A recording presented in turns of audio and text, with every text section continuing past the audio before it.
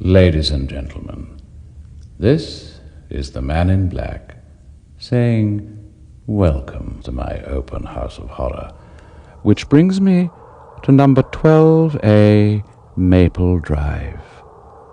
A nice house. 3 bedrooms, through lounge, fitted kitchen, garage, bit of a garden, front and back, yes. A nice house. But it has a history that has led to a for sale sign being placed outside, a history you do well to know before you think of buying. The Snowman killing. I'm cold, so cold. I'm cold, so cold. Let's build a snowman. A snowman? Yes, we'll build him on the lawn. I don't want to build a snowman. Why not? I don't know. I don't want to. Don't be silly. They're scary. They're not. They're fun. I don't want to. You do want to. I don't. Yes, you do want to. Please, Colin, yes, you don't do. make We're me. going to make a snowman, aren't we? Don't make me. Please, don't make me. We can make him by the bird table. He can scare the birds. Yes, that's it. He can scare the birds. I don't want to. Come on, it'll be fun, I tell you. Fun. I don't want to. Wait for me.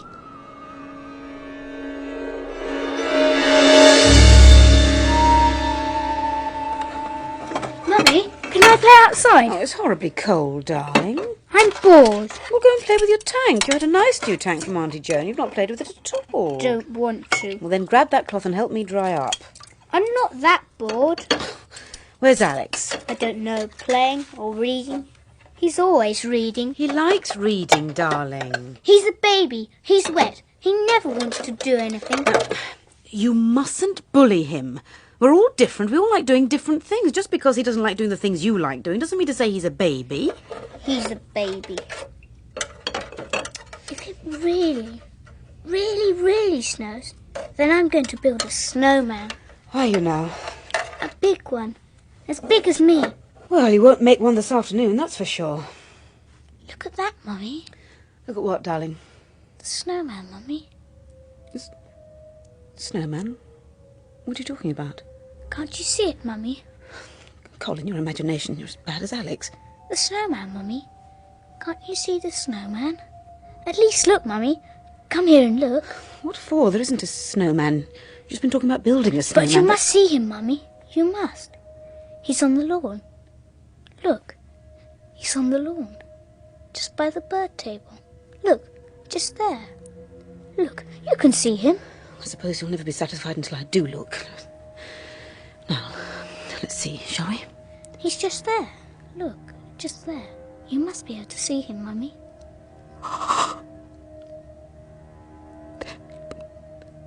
There's no snowman on the lawn. You shouldn't tell fibs. You saw him, didn't you, Mummy? Right by the bird table. He's scaring the birds. You watch too much television. You do not stop playing. I'm not playing. No, for the last time, there is no snowman. The snow is too light for a snowman.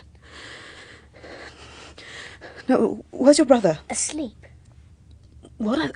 I thought you said he was... He's sleeping. He's cold. Cold as ice. That laugh of yours, I don't know where you get it from. Now let's see where he is. Alex! Alex! Alex, darling! Darling! Oh, God. You're so cold. Oh, my God.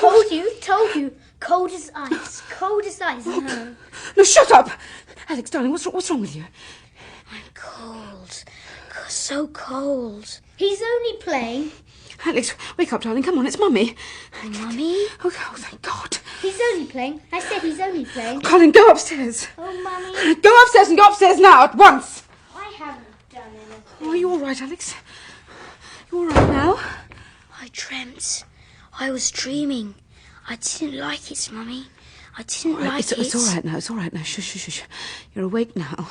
I had to build a snowman, and he fell on top of me, and I was cold. Cold as ice. It's all right now. You're okay now. He didn't have any eyes. Oh, Mummy. Oh, no, all right, shush. I don't want to build a snowman, Mummy. I don't No, want no, to. no one's going to make you build anything, darling. No, you won't have to do anything you don't want to. Promise? Yes, I promise. No. It was only a silly dream, anyway, and only a dream, and dreams don't mean anything, and they can't hurt you, okay?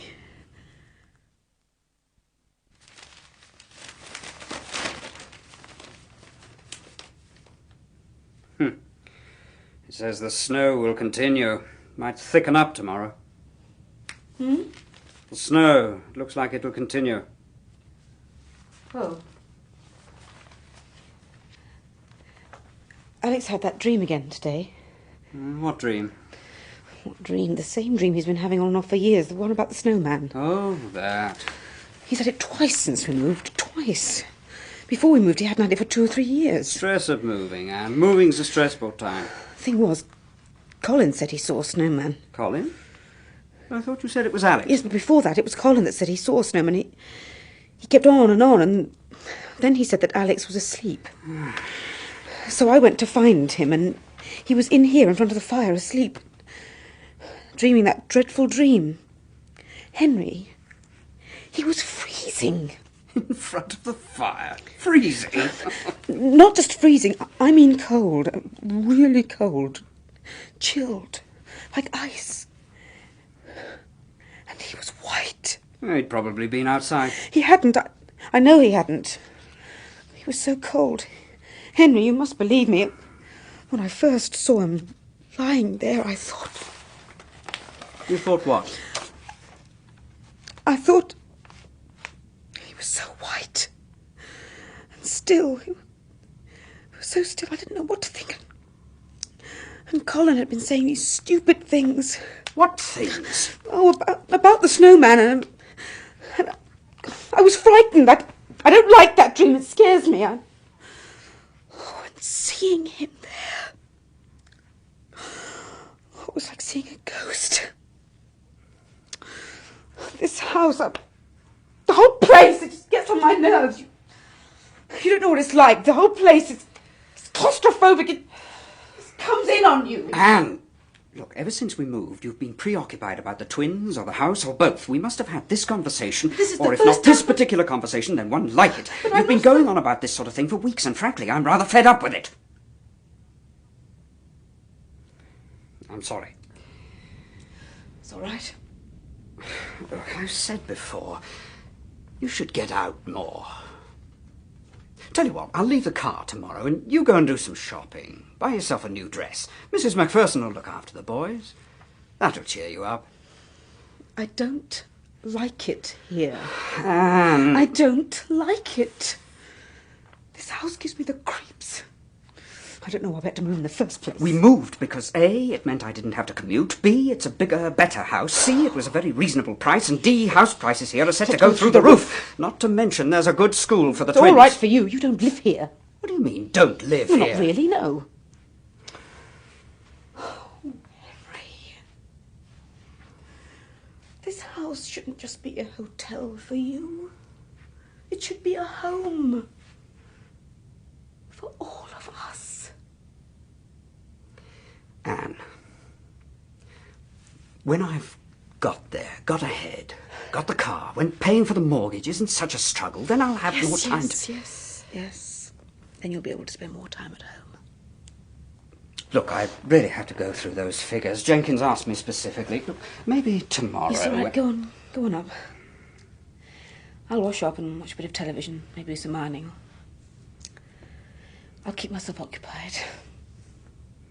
Don't you worry. Get out more. That's what you should do. Get out more.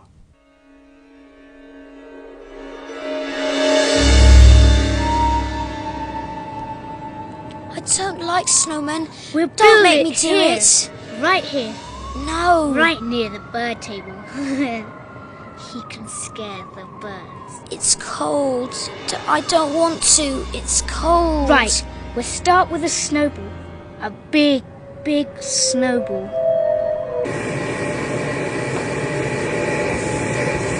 Mummy! What is it now, Colin? He's back! What? The snowman's back. What did you say? He's back. The snowman's back. Now, don't be silly. He is. I can see him on the lawn. The snow's gone. There is no snow. You can't see him from here. He's on the Now, for lawn. the last time. Can I go and play with him? There isn't a snowman. There never was a snowman. Can I, Mum? Can I? Can Please. you what? Go and play with him. The snowman. Can I, Mum? Can I please? Now, come with me. Come on. Now, look. Look out there, Colin. There's just the lawn and the drive and the shed and the fence. Nothing more. No snowman. Nothing. It's not even snowing now. There is a snowman. I can see the snowman. Stop playing games. I don't like it. I'm not playing. He's there. Alex has been playing with him. What? Alex. And now he's asleep. Sleep? He played with the snowman and now he's asleep. What are you talking about? Where is he? He's cold again, like yesterday. Where is he? Colin, where is Alex? Cold as ice. Colin, where is... Cold as ice and white as snow. Colin, where is Alex? Mummy, you're Now hurting. just tell me where he is. Tell Mummy where he is. That hurt. Is he upstairs? Is he in your bedroom? You hurt me. All right, I'm sorry. No, I didn't mean to. Just don't. Now listen. Where is Alex? Just tell Mummy where he is. I told you he played with the snowman, and now Is he outside? Is that what you're saying? Is he outside? might be Where exactly? with the snowman. Colin, now you will answer me properly. You will tell Mummy exactly where he is, and you will tell Mummy now. Colin. He's asleep. Cold as ice. Cold as ice. Colin! He's in the shed, Mummy. In the shed.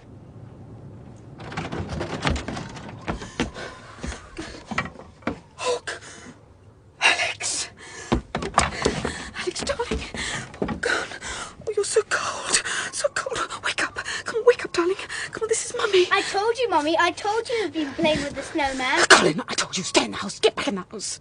He's only playing. He's Get only back in playing. the house. He's only playing. Oh, Alex, you're so cold. Here, come on now. I'll get you back to the house, get you warm. I was dreaming again, Mummy. I was dreaming. Shh. It's cold, Mummy. It's cold. It's all right, darling. We're going inside now. We'll get you warm soon. So cold. It's just a stupid dream, darling. That's all. It's just a stupid dream. It's not a dream, Mummy. The snowman's here. Now, don't be silly. Come on, look at me, darling. He's right there. I can see No, him. you can't see anyone, darling. You can't see anything. Just stop staring, will you? He's behind you, Mummy. And he wants his eyes. He wants his eyes. Don't be stupid now. Run, Mummy. He's coming. No, don't be silly now. Come on, it's just your dream. That's all. It's nothing. Don't let him get me, Mummy. Don't let him get me. Oh, God.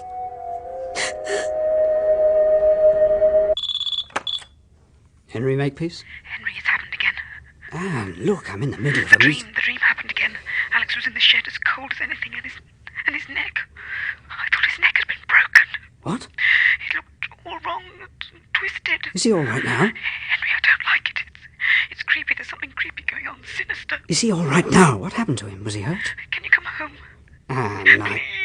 I don't want to be here alone. Look, I can't come home. It's impossible. I'm up to my eyes. Please. Henry, I'm frightened. I can't, I tell you. Look, the boys are okay now, aren't they? Well, Aren't they? well, they seem all right. They're indoors playing. Good. Now, this is what you do. You get Mrs. Macpherson to come in for a couple of hours to look after them, and you take the car. Remember, I left you the car, and go into town, get yourself a new dress. Nothing too pricey, but something nice. Don't treat me like a child. You always do this whenever I ring at work. I can just imagine you sitting there lifting your eyebrows towards the other men in the office. That silly wife's got herself into a state again. Look, buy yourself a complete wardrobe if you like, or what? go and see a doctor. Get yourself some tranquilizers or something. You have to do something and sort yourself out. Hello? Yes.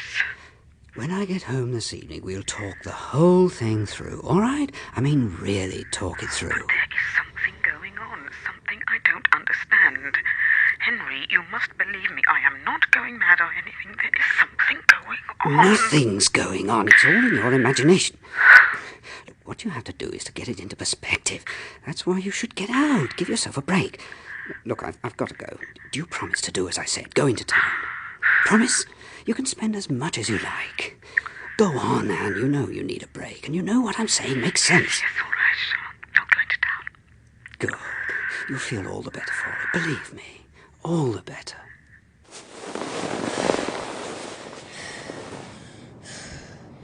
There. Can we go in now? No, I've told you. Now we need another snowball for his head. A small one. When does Mummy get back? She's not back for ages. Ages. Are you going to make his head or not? Or shall I use yours? You wouldn't. Don't be silly. You couldn't. I could twist it until it came off and then put it on top. You couldn't. Round and round it'd go, and then it'd break. Don't. Round and round. Snap. Please don't. You couldn't anyway. Oh, yes, I could. Now, you're going to make his head, or do you want me to try?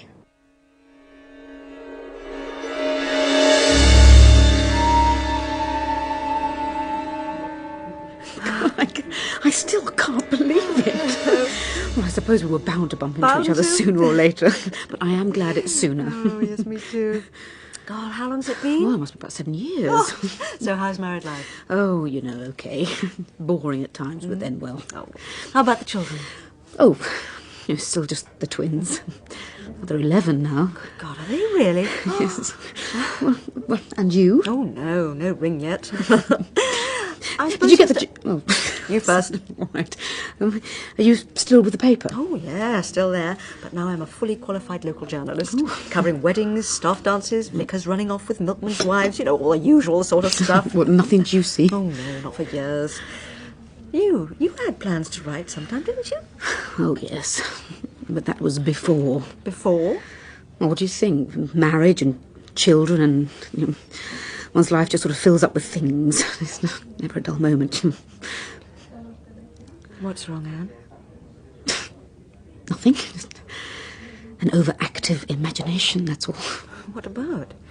Not Henry, surely. Oh, no, not Henry. You don't sound all that convinced. Oh, Henry has his good points. He's got lots of good points. He's just very determined to follow the yuppie trend. Oh. So determined he doesn't have much time for anything else and just gets me down sometimes. I mean, I am actually in town to buy myself a dress or even a complete wardrobe if I wanted to cheer myself up, to give me a fresh perspective on things. Henry's idea. Everything can be solved with money. Fresh perspective on what? Oh, no, nothing you can put your finger on. Well, I don't really like the new house we've got. Where is it exactly? Maybe I know it. It's on one of these anonymous estates out at Knollwater. You know, the kind of thing. One part is all named after admirals, you know, Nelson Avenue, Hood Close, and another bit is all writers.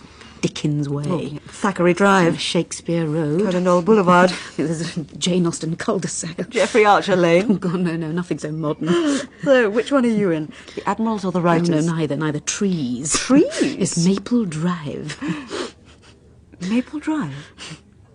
Yes, why do you say it like that? Oh, a name from the past, that's all. Go on. Well, 5 or 6 years ago, I was sent to write something about Maple Drive. A very sad story, very sad. What? There was a family lived there when the estate was first built. I think they were called the Osbornes. Yes, that's it, Mr. and Mrs. Osborne. An ordinary family, the typical nuclear family. Mum, Dad, 2 sons, aged, I don't know, 10 or 11. Twins, as it happened. Oh, look, maybe I shouldn't be... Twins? Well, it's just a coincidence. What happened? God, I'm surprised you haven't found out about this before. I'm really surprised. Just tell me, please, what happened? All right. There was an accident. The boys were outside in the garden playing in the snow, and one of them got hurt, badly hurt. In fact, it was fatal. How hurt? How did it happen? Oh, look, steady on, love. This was a long time ago. This is important. It's important. How did it happen? Well, remember, you asked me. His neck got broken. He fell over something, and his neck got twisted. It was very sad, but the reason why we got interested in it, the papers, why I remember it so well, the other boy panicked. He thought it was his fault, you see, and he panicked. So he built a snowman. A snowman? Yes, with the body, his brother's body, to hide it. I don't know what he thought he was doing, but it was a bit macabre, and it made a good copy, so of course we got interested. God, I hadn't realised until then how cynical the press can be. Where did this take place? I told you, in the garden. No, what number was the house? Oh, please, Helen, what number? 13. You sure? You sure it wasn't 12 or 12A? Quite sure. I remember it gave me the title of the piece, Unlucky 13. It was number 13, all right. There isn't a 13 now. It goes 11, 12, 12A and 14. They must have changed the number. They changed it from 13 to 12A. No, steady on, Anne. Probably to help sell it. I bet they moved straight up. Yes, I think they did. Anne, listen. Look, Anne, listen to me. Look, it's a long time ago. It's all in the past. It doesn't mean anything now. Here and now, it doesn't mean anything. Anne, what are you looking at? You look like you've seen a ghost.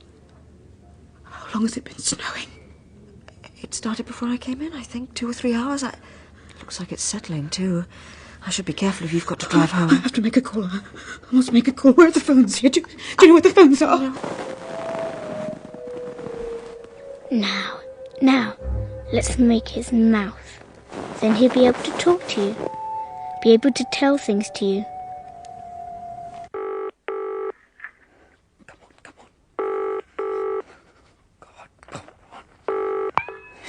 Hello, Mrs. Macpherson. It's Mrs. Makepeace. Oh, hello, dear. How are the boys? Sorry, dear, what did you say? How are the twins, Colin and Alex? How are they? Oh, they're fine, my dear, quite fine. thank God. They're enjoying the snow.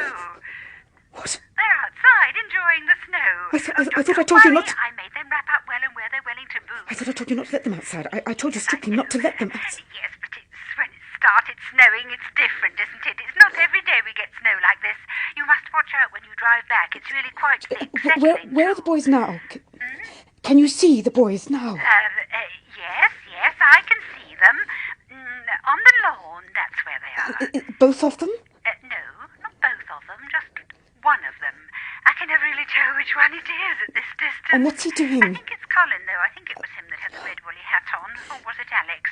No, one had a green hat, I think, and the other one Just had a red what is he doing? Mrs. Macpherson, please. Just tell me what he's doing. Doing? Building a snowman, of course. What else would a boy like that do in the snow? Good. There. A nice big grin.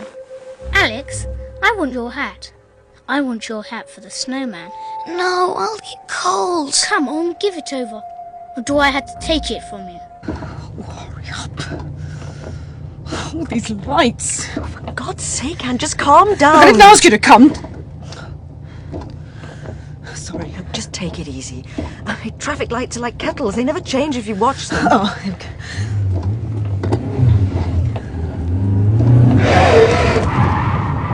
Find out! God!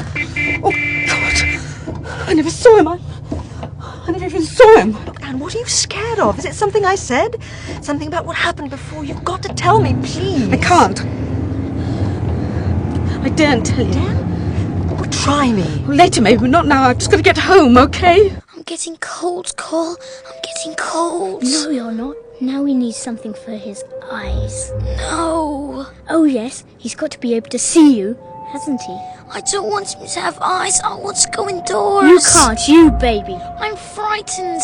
When does Mummy get home? Not for hours and hours yet. I know. We'll use coal. That's black. Go and get some coal. I don't want him to be able to see me. Go and get me some coal. Then he'd be a real snowman. A real snowman. Then he'll be able to see you. Can you see them? Can you see the boys? Oh, they're probably on the lawn. There should be 2 of them on the lawn. Slow down a bit, will Can you see them? You should be able to see them. I can't see anything. It's the snow. No, there they are. Mind out, we're sliding. Oh, God, we're going to hit them. No. Oh, Alex, look out. turn the wheel. Left a bit. Left. Oh, God. Alex.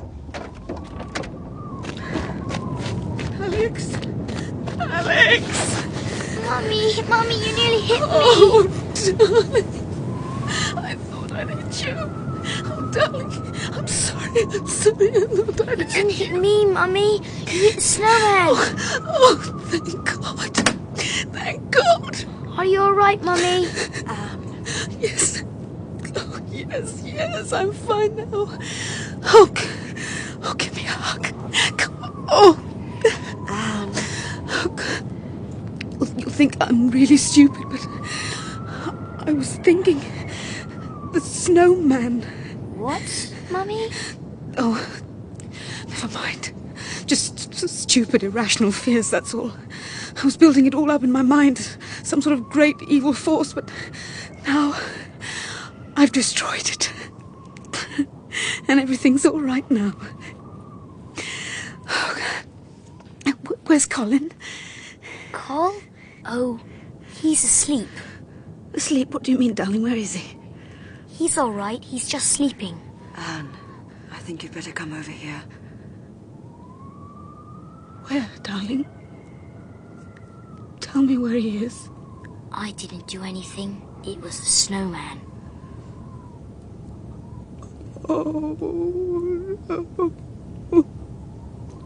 It was curious the way the snowman had shattered. The scattered pieces remained somehow connected. The trunk, the legs, the arms, the head. Oh, no. Please, God, no. All in proportion, all of a size. A small boy's size. From the end of one leg, one white leg, protruding quite naturally, seeming so normal there that at first she didn't notice what it was a foot, a human foot. And from the head, the shattered, flaking head, the head that was set at a curious, awkward angle to the rest of the body, she could see the eyes. Not black pieces of coal, but blue, staring, human, and dead.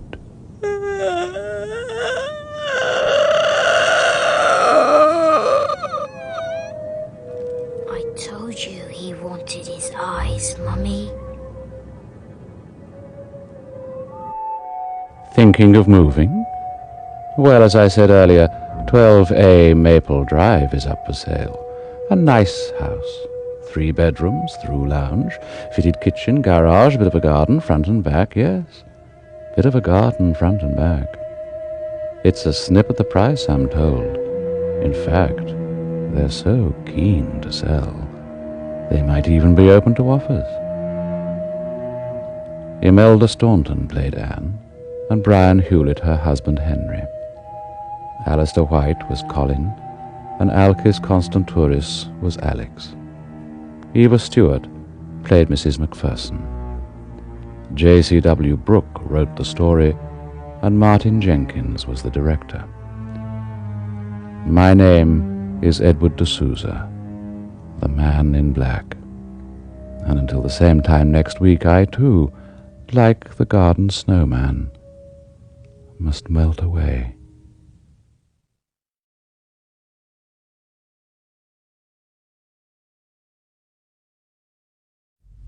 Welcome once again to another feast of fear. That curiously attractive sensation that lies, impatient to be aroused, beneath the surface of your consciousness. And mine. This week, I have a question for you. When did you last drink some water from your kitchen tap? Perhaps you made yourself some tea or coffee, or perhaps, like me, you prefer your water unadulterated. Whenever it was, think about this. How did it taste? Was it the same as usual? Exactly the same? Of course it was. Today's story is about someone who comes to learn something denied to most of you. The true value of fear. I do hope that you too will find that experience green and pleasant.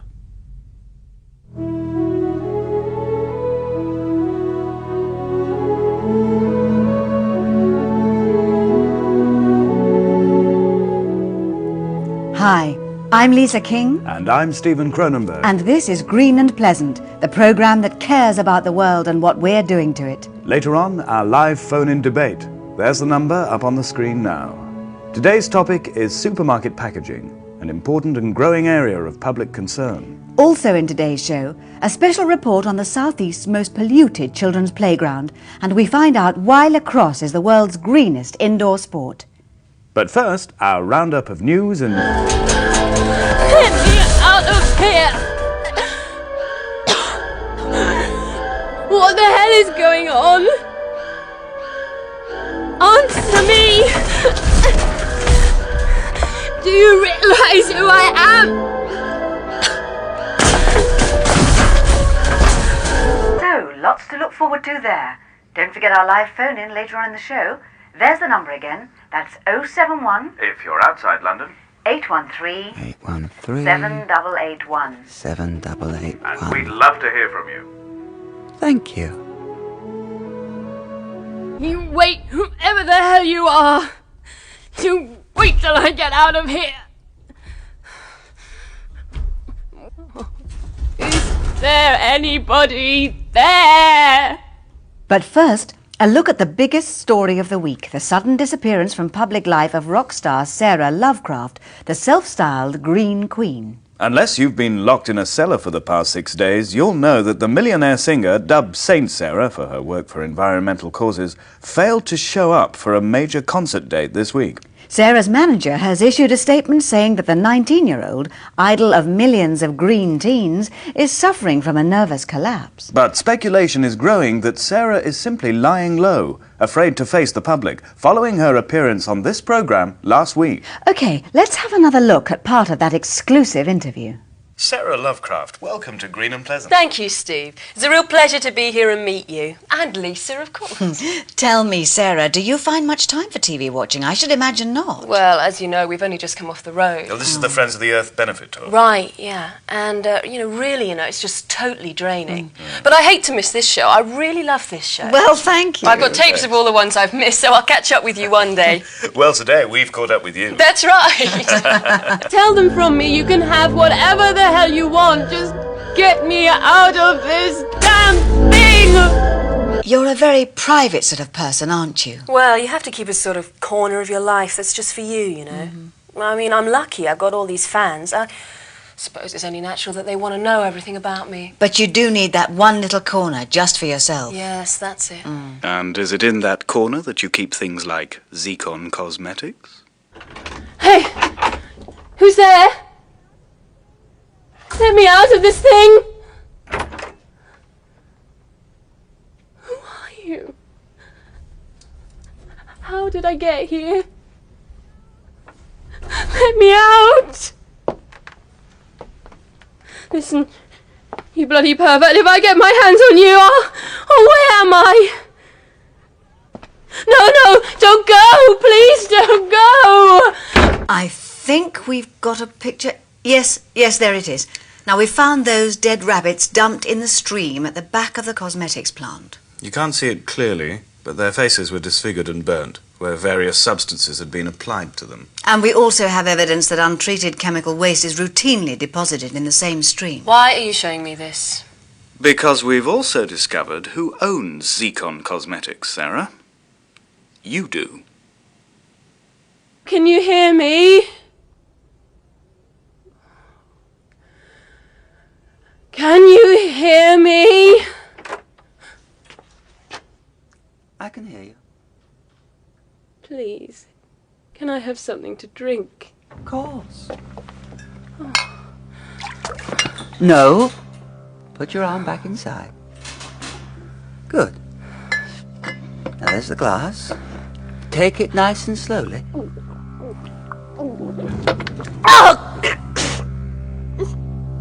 What the hell is this stuff? It's fresh spring water. I collected it myself. Disgusting. I collected it just for you. From the spring that runs past the cosmetics factory. I forget its name. So that's it.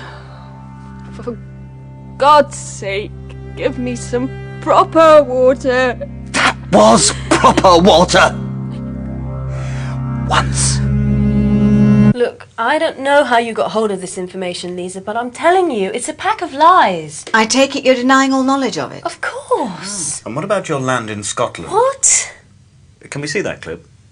Yes, there we are. You're looking at a stretch of countryside in Scotland, officially designated an area of outstanding natural beauty. Isn't that right, Sarah? Look, I've had enough of this. I didn't An come... area exceptionally rich in wildlife and the breeding ground of some of the rarest of our small mammals and birds. Yeah. And it's all yours, Sarah, isn't it? Is there some point to all this? The point is that we've discovered that you're planning to sell the entire site to a multinational concern for industrial development. Right, that's it. Sarah, don't you think we ought to talk about this? Out of the way!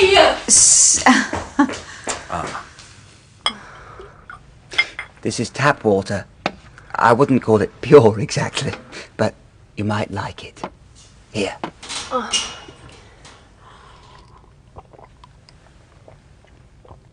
More, please.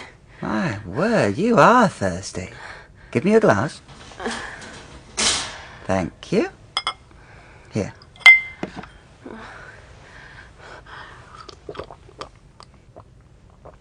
Oh. Give me the glass back, please. Take it, you bastard!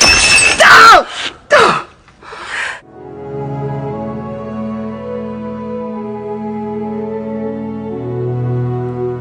Welcome back to Green and Pleasant, the programme that's dedicated to a healthier world. And now it's time for our live phone-in. And our first caller's on the line, Mr. Smith. Good evening, Mr. Smith. Good evening, Lisa. Stephen. Hello, what's your question, Mr. Smith? I just want to say something about Sarah Lovecraft. Oh, well, that's not really the topic for tonight. She's not lying low. What do you mean? She's not lying low. I know where she really is. Mr. Smith, what are you saying? She's staying with me, learning a few lessons. I have to go now. Hello? Hello? Are you still there? Well, I'm sorry about that, but I think we should have another caller. Yes, we have. Yeah, it's Mr. Barker. Hello, Mr. Barker. You hurt my hand. You shouldn't have done that. You're mad. Let me out of this contraption. Later, maybe. How did I get here? How long have I been in here? Those things aren't important. Do you want money? How much? Well, then what do you want? Do you want me? Come on, then. Undo this cage and we'll see what happens. Shut up! Stop that filth! Oh, bastard! I told you what I want. I want to talk to you. All what they said, it's lies. You've got to believe me. What day is it? Tuesday. Green and Pleasant is on. How long was I unconscious? You've been asleep for quite a long time. Oh, God, and this thing. Don't you like it? This is insane. What are you going to do to me? I built it myself. You must be mad. Oh, no. I didn't think it up. I only copied it from a picture in a newspaper, but that one was much smaller. But then, rabbits are not very big, are they? You can get dozens of them in one room. But you know all about that. It's a clever design, isn't it? Just your head outside the bar, so convenient. There was an interview with the man who designed it in the paper.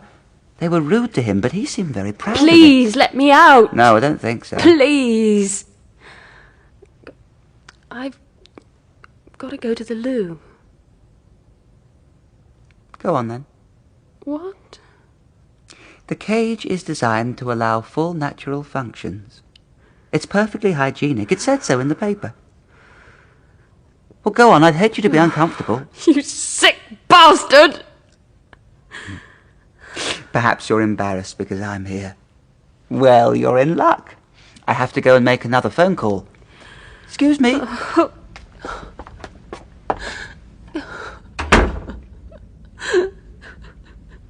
want to talk about Sarah Lovecraft. Look, Mr. Smith, we've already told you... She's been missing since last Wednesday. That's when I kidnapped her. What did you say? At the back of the Clarion Hotel, just after 11:30. She was wearing a grey skirt and an orange T-shirt.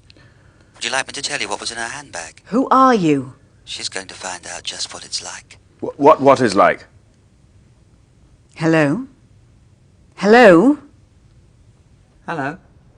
Feeling better? I'm going to teach you some things you ought to know. It's so important to broaden our horizons, don't you think? I've brought you something. Look. What's that? Think of it as perfume. You probably can't smell it from over there. Here.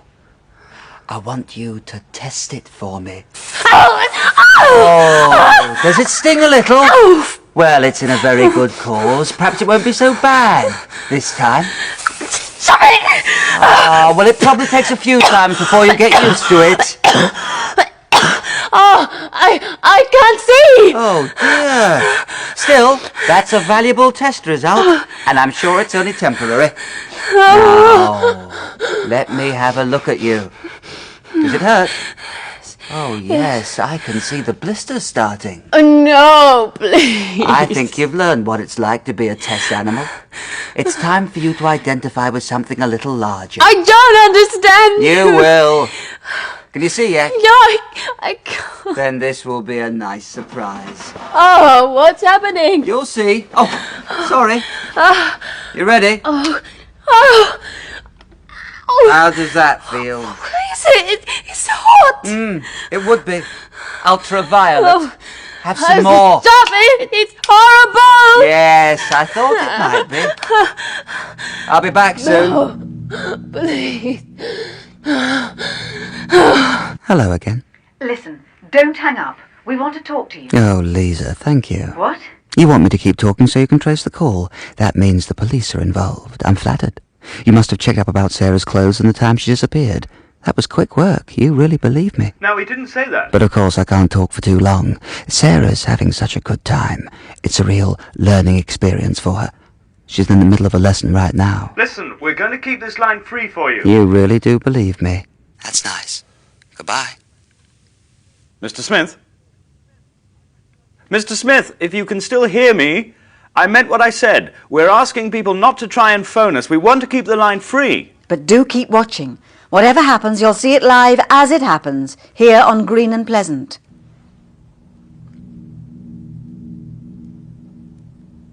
Hello.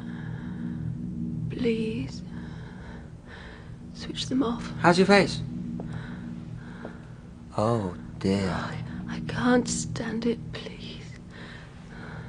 The heat. All right. Oh. There. Temporary cloud cover. Would you like another drink? Oh. Brought you a paper cap. Don't want any more accidents, do we? Here. Say please. What? Politeness is so important, don't you think? I'm waiting. Please. Good. Don't worry, it's tap water. Of course, I wouldn't drink it. The things that are in there. Here. Thank you. Good.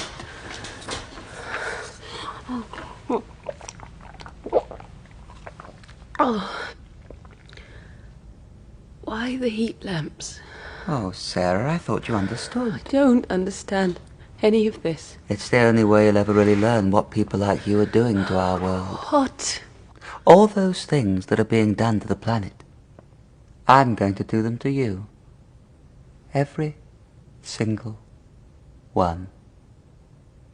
Our last contact with the man who calls himself simply Mr. Smith was 25 minutes ago. Programs have been rescheduled so that we can stay on the air and bring you this astonishing story as it I'm just told that, in fact, Mr. Smith is back on the line. Mr. Smith. Mr. Smith, are you there? Hello, Steve. Thank you for calling back. You're welcome, Steve. Yes, thank you. The question everyone wants answered is, how is Sarah? She's here with me. In my room now. I'll see if she can talk to you. Yes, please do that, Mr. Smith. Hello? Are you still there? Mr. Smith, can you hear me? Sarah? Sarah? Sarah, can you hear me? Can you talk to us? I'm sorry. I don't think Sarah is feeling very communicative just at the moment. She's been learning rather fast. Perhaps she'll be in a better state a little later.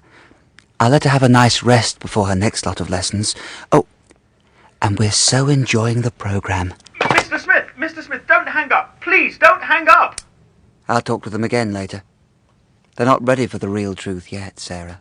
Please let me go. But there are all sorts of things you still have to learn. What? What else can you do to me? Think of the animals that live on that estate of yours. You're going to wipe them all out. You're going to destroy their breeding grounds. They won't ever be able to have any babies. You ought to learn about that. Oh my God. I think we should start that lesson now. Now, I'll just make sure that this is sharp enough. Don't want to do a messy job. I do hate mess, don't you? Let's see. No, don't. But I have to test the blade. And I hardly use this hand at all. Ah! Yes. It's beautiful. Blood is full of living things. Did you know that? All existing together in a perfect balance. We could learn a lot from blood. Are you ready to learn about babies? No, wait. There's something else I want to learn first. What? You said that they're not ready for the real truth. Well, they're not. Are you ready? Oh, yes. You've taught me so well. Please. All right. All right. When I was little, I had a book. It was a big book with lots of coloured pictures. Magnificent Dinosaurs, it's called. I've still got it. It taught me something I've never forgotten. The world was so lovely then, before we were here, before we started spoiling everything. The real truth. It's so simple. You just have to look all around you. Everybody's guilty. Everybody. It's not just the people who build the factories or run the motor cars or cut down the rainforests or torture the animals. It's every single person. Don't you see? We're not a part of nature anymore. We can't be. We've changed. And just by being alive, we are killing everything else. Just by being alive. Go on. The world was lovely before we were here. So, to make it lovely again, it's simple. No. Water. That was the key. Everybody uses water, don't they? They wash in it, they cook with it, they drink it. And it's so easy for it to be contaminated. You remember the spring behind your factory? And that was just chemical waste. I used something much stronger than that. Oh my God. Yes. And it was terribly easy to get the poison. I was shocked. But it was just what I needed. It's very slow acting and quite undetectable. It's not possible. You'll see. Everyone will see. It starts with a sore throat, then a headache, then your skin begins to feel hot and dry. Then there's the thirst. No matter how much you drink, you still feel thirsty. Then the dizziness. And after that, it's very quick. No. Of course, it works faster on some people than others. I thought the children would be the first. I've seen some of the things that children do. Litter and filth and dirt. They should have been the first, but instead, it's going to be you. You're insane. Oh, Sarah, you're so wrong. I'm the only one who isn't. Not long now, Sarah. I'm glad I told you. I knew you would understand. Not like them. Not like them. New information. I repeat, Mr. Smith, if you can hear me, you have to know this. We were wrong about Sarah Lovecraft. What? The accusations made on this program last week were totally false. Sarah Lovecraft has no connection with Zecon Cosmetics. She has no plans to sell her Scottish land holdings. I don't believe Our it. information was wrong in every particular. You're punishing an innocent girl. Liar! If you don't believe us, please ring in again. We have proof. Mr. Smith, if you can hear us, please ring in again. Sarah Lovecraft is innocent. No. We repeat, Sarah Lovecraft is not guilty of any of the charges made on this program. New evidence has... Hello, Lisa? Stephen? Hello? Mr. Smith, can you Yes, hear me? yes, I'm here. Did you hear what we said? Mr. Smith, you must stop hurting Sarah. We were wrong about her. Show me the proof. We had a call from the lawyer we spoke to. He said... Show me. I won't believe you unless you show me. They're lying, aren't they, Sarah? He's being driven to the studio. He can tell you himself. Now! Show me now! Just give us a few minutes. Liars! You're just liars! No, you'll see. But Mr. Smith... How is Sarah? Is she all right? Can she speak to us? I'll ask her. Sarah, can you talk to them? Oh, Sarah. No, I don't think she can. What have you done to her? All right, Lisa, let me take this. Mr. Smith, this isn't the way. Then what is? Your way? Television programs? But programs like ours can help show people they're wrong. But they don't listen. The problem's just too big. Why can't you see that? I worked it out ages ago. I understand it. Why doesn't anyone else? Go on, Mr. Smith. You're speaking to millions of people. Explain it to us. I have a lot of friends, you know. A lot of people think the way I do. But even they don't understand. What don't they understand? All right. I'll tell you. You'll know soon enough anyway. What do you mean? When I first realized what the real truth was, I was so frightened, so scared. I didn't know what to do. It was so big, and I was the only one who could see. But I made a discovery. Fear is creative, inspirational. Isn't that amazing? I never realized it before. It was my fear that showed me what I had to do. Tell us. And it was Sarah who showed me the way. And I never even thanked you, did I, Sarah? Isn't that terrible? Mr. Smith, what are you talking about? What was it you had to do? It was so simple. I didn't believe it at first. It was so simple, but then all the best ideas are, aren't they? When I was little, I had a book. It was a big book with...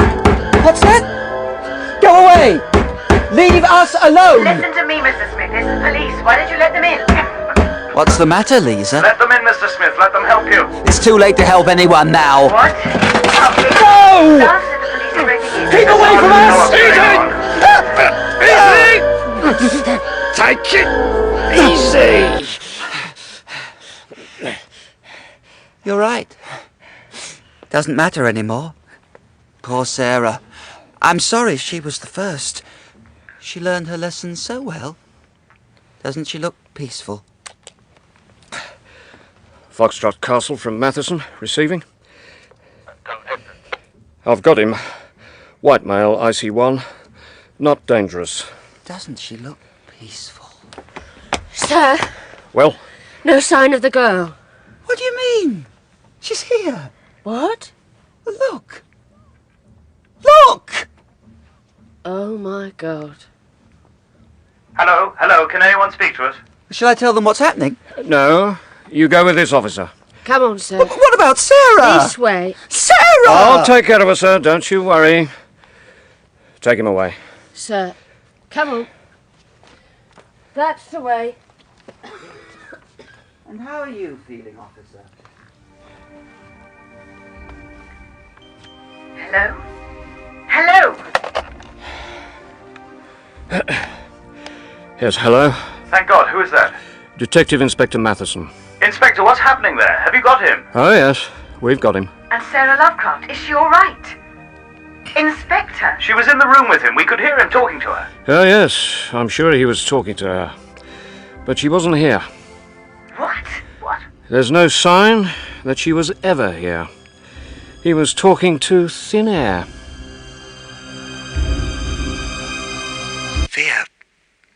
Fear is creative, inspirational. Isn't that amazing? I never realized it before.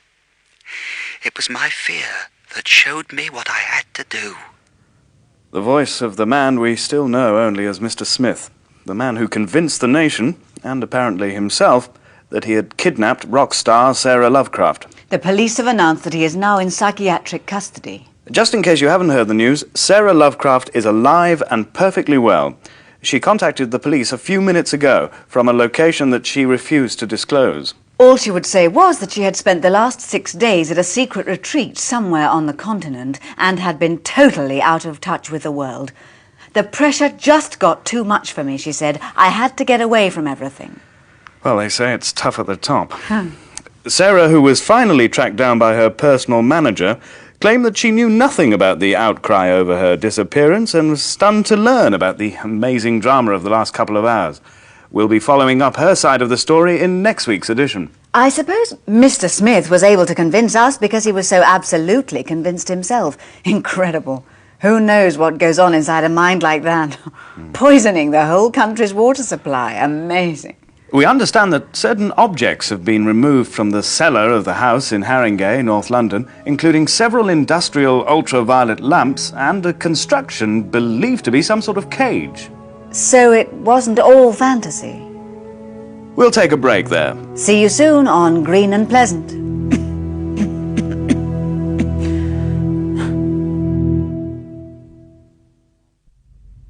Headaches, hot and itchy skin, dry throat, dizziness? Ridiculous. Quite ridiculous. In that cautionary little tale, Karen Archer played Lisa, Nigel Carrington Stephen, Rebecca Jones Sarah, Jonathan Taffler the man, Brian Miller the inspector, and Jenny Howe the police constable. The play was written by Bert Cools and directed by Jerry Jones. My name is Edward de Souza, the man in black.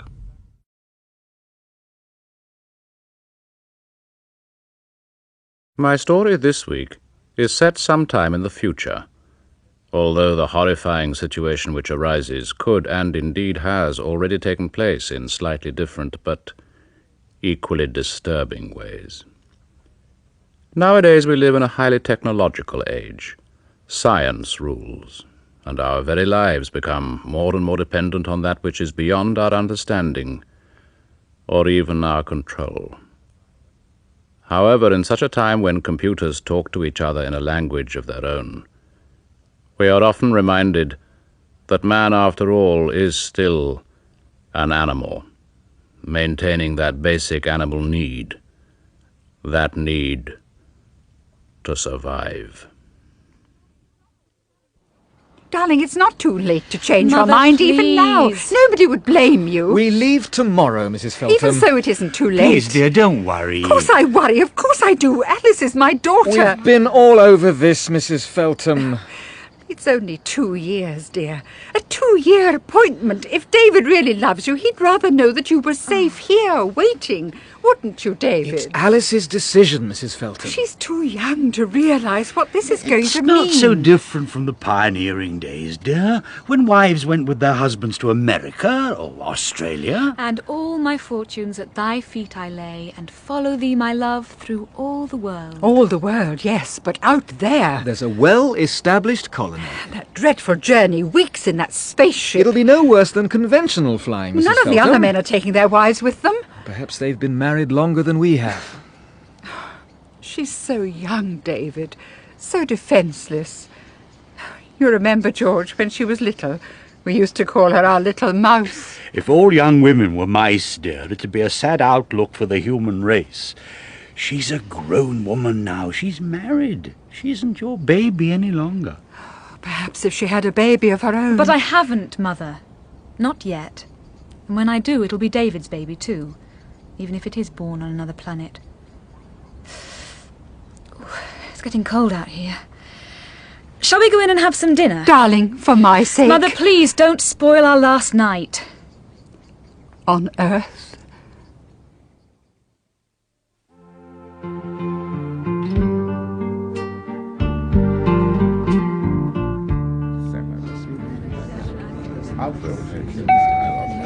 Mrs. Morgan and gentlemen, this is Captain Winter speaking. Just letting you know that we are about to alter course, and you may feel some slight vibration. I trust you are all enjoying your meal. That's a good one. What is? About enjoying our meal, plastic muck. I'd sell my soul right now for the good, thick, juicy steak. Oh, God. What is it? The vibration. Can't you feel it? I don't think they've started to alter course yet, Mr. Yes, Rogers. they have. I can feel it. You're imagining it, old man. No, I'm not. God, don't any of you realise what would happen if anything went wrong with the ship? Out here in space? Nothing is going to go wrong with it, Mr. Rogers. Well, it will. I know it. I used to be frightened of flying once. Oh, did you, sir? Yes, long time ago. Just as badly as Rogers here. But then I sat down and worked it out statistically. The ratio between the number of flights per hour and the number of casualties. Please, Mr. Temple, I think he really is frightened. Are you, little lady? No, not really. See, Rogers, the lady knows there's nothing to be afraid of. This is Captain Winter speaking. Just to tell you before we do change course, See, there is Rogers? rather a spectacular meteorite swarm just approaching us. Visible through the starboard portholes, if anyone's interested. Any takers? If I see one more meteorite swarm... Or hear that Muzak tape again. So it's nice to know he's still there, though. Ever heard the one about the first fully automated flight back on Earth? All the passengers propped up in their safety belts as the plane takes off, and this voice comes over the loudspeakers. Good afternoon, ladies and gentlemen. I'm sure you will be interested to know that this is the first fully automated flight over the Atlantic Ocean. There is no human crew on this vessel. However, the flight is controlled by the latest and most sophisticated computer system. You can all rest assured that nothing can possibly go wrong, go wrong, go wrong, go wrong, go wrong, go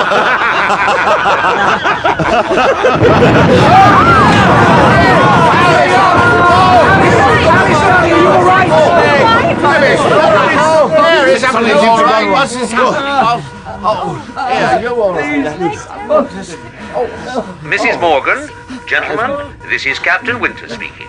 I'm very sorry for what has happened. Just a minor malfunction in the ship's navigation. Shut up, man! There is nothing whatever to be worried about. We shall be on an even course at any moment. I repeat, don't worry. Oh, sure, nothing can possibly go wrong, go wrong, go wrong, go wrong, go wrong, go wrong. How bad is it? Steering terminals have blown, sir. Can you fix them? There's a bit of a problem here. What problem? The explosions fused the hatch opening. The only thing... Yeah? I might be able to get in from the outside. Small blast through the hull. No other way? No, sir. Permission to check the exterior? All right, if you must. Excuse me, sir.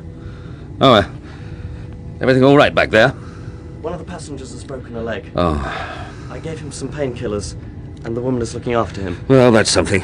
All we need at a time like this is a woman with hysterics. She isn't having hysterics, sir. Maybe not, yet. But I've always said it's bad luck to have a woman aboard. Yes, Bowman? What are the chances? Should be through the outer hull in a moment. Charges are set, sir. Carry on, then. Right, sir. Good luck. Thank you, sir. Countdown starting now. 10, 9, 8, 7, 6... Bowman! Bowman! Bowman!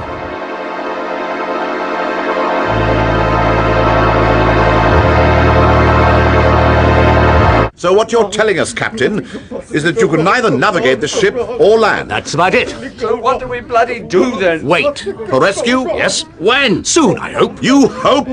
How soon? We're still in radio contact. So they know where we are, back on Earth? No, I'm afraid they don't. Oh, shut up, you idiot! And why is that, Captain? Because the explosion drove us off course, and we're drifting. And there's rather a lot of space. Yes. My God. I'm sorry, but I thought it best to be completely frank. Oh, thanks. There's no doubt that sooner or later we will be. Sooner or later. What's the position with supplies? Food, for example. We carry stocks for the return trip and an emergency supply. For how long? 3 months. 4 with rationing. Very strict rationing starting from now. Will that be long enough? It'll have to be.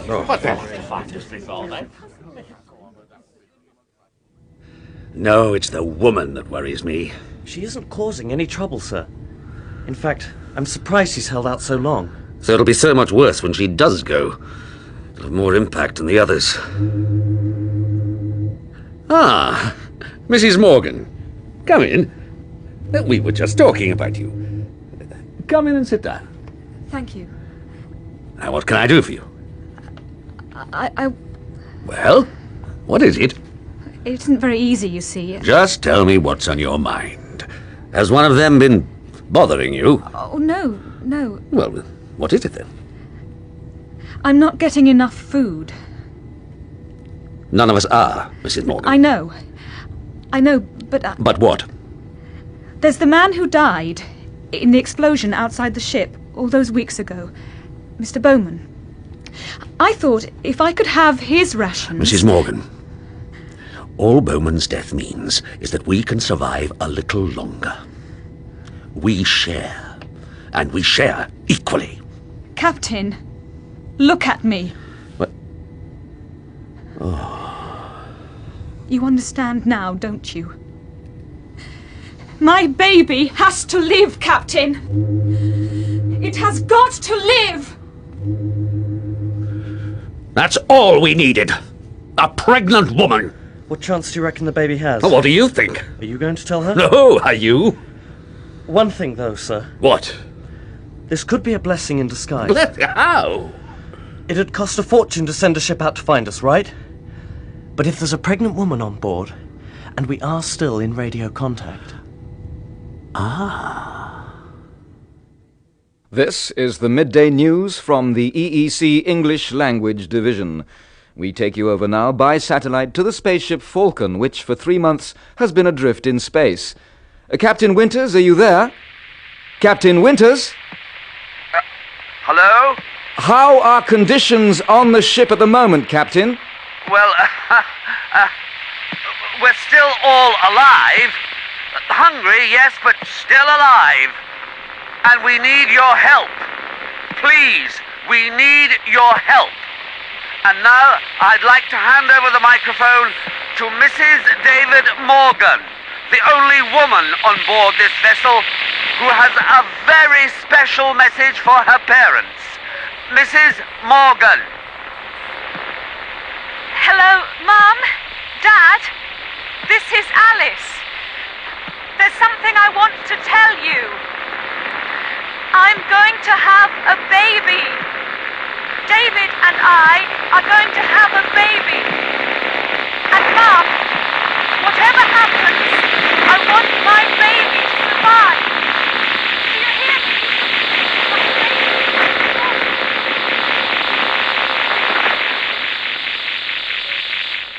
Well, I'm afraid we seem to have lost contact with the spaceship Falcon for the moment. In the meantime, here's the rest of the news. Trouble flared up again today in the civil war in Mexico, despite the latest ceasefire proposals.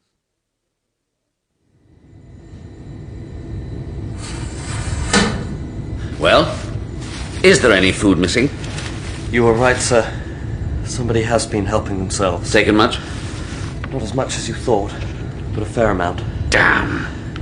I suppose this means cutting down the rations. Yes, and I don't look forward to telling them. Oh, I wish to God I could convince them they'd pay a fortune at a health farm for the sort of starvation diet they're getting here. I wish you could convince me, sir. All right. We'd better check all the lockers. Oh, and Carter, while we're here, get Bowman's identity tag for the records. Right, sir.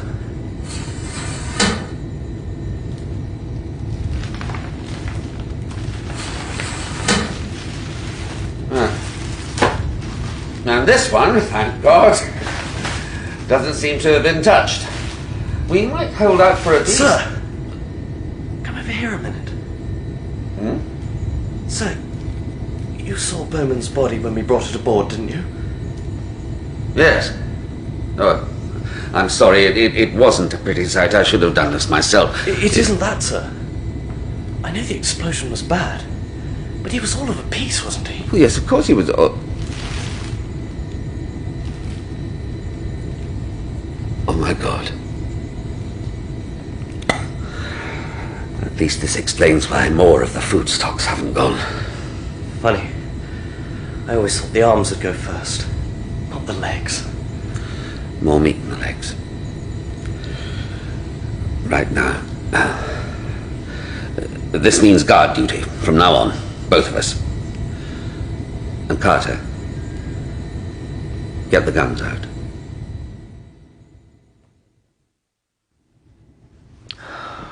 I should have put his name down. For my school, before we left. You're sure he's going to be a boy? Oh, I think so, don't you? I want the best for him, the very best. Good school, university, everything. Don't worry, darling. Everything's going to be all right. Oh, you're so sure. Of course I am. He's our baby, isn't he? The very best, just as you said. Yes, but if anything else goes wrong... It won't. I promise you. Our baby is going to survive. As long as we're together. Talking about school reminds me, the last time I remember being as hungry as this was at school. Do you know what I used to do then? No, what? Raid the larder. I should think this larder's well locked. Yes, but if there was somebody with me... I'll have a word with Temple, I think. No, not Temple. He's thin. We're all thin. Not all of us. Look at Marshall. Well, he was fat when we left Earth, and he's still fat. Hadn't you noticed?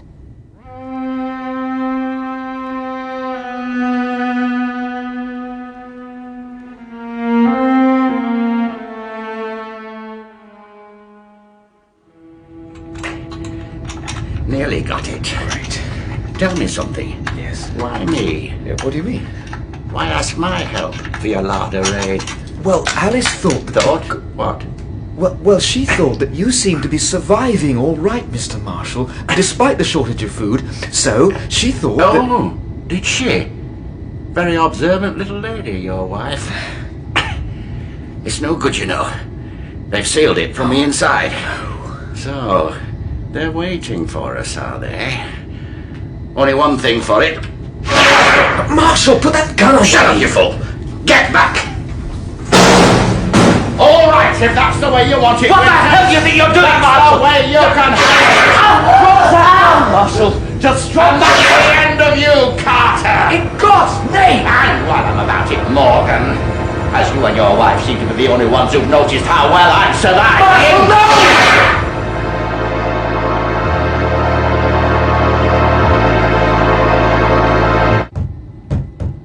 Who is it? It's David. Let me in. What's wrong? Oh, David, what? Marshall, he's got a gun. He's got a bloody gun.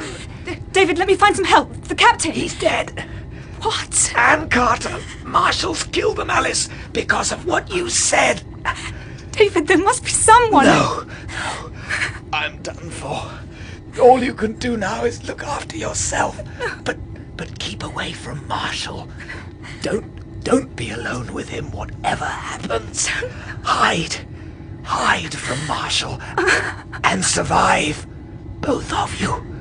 You and our baby. David? David!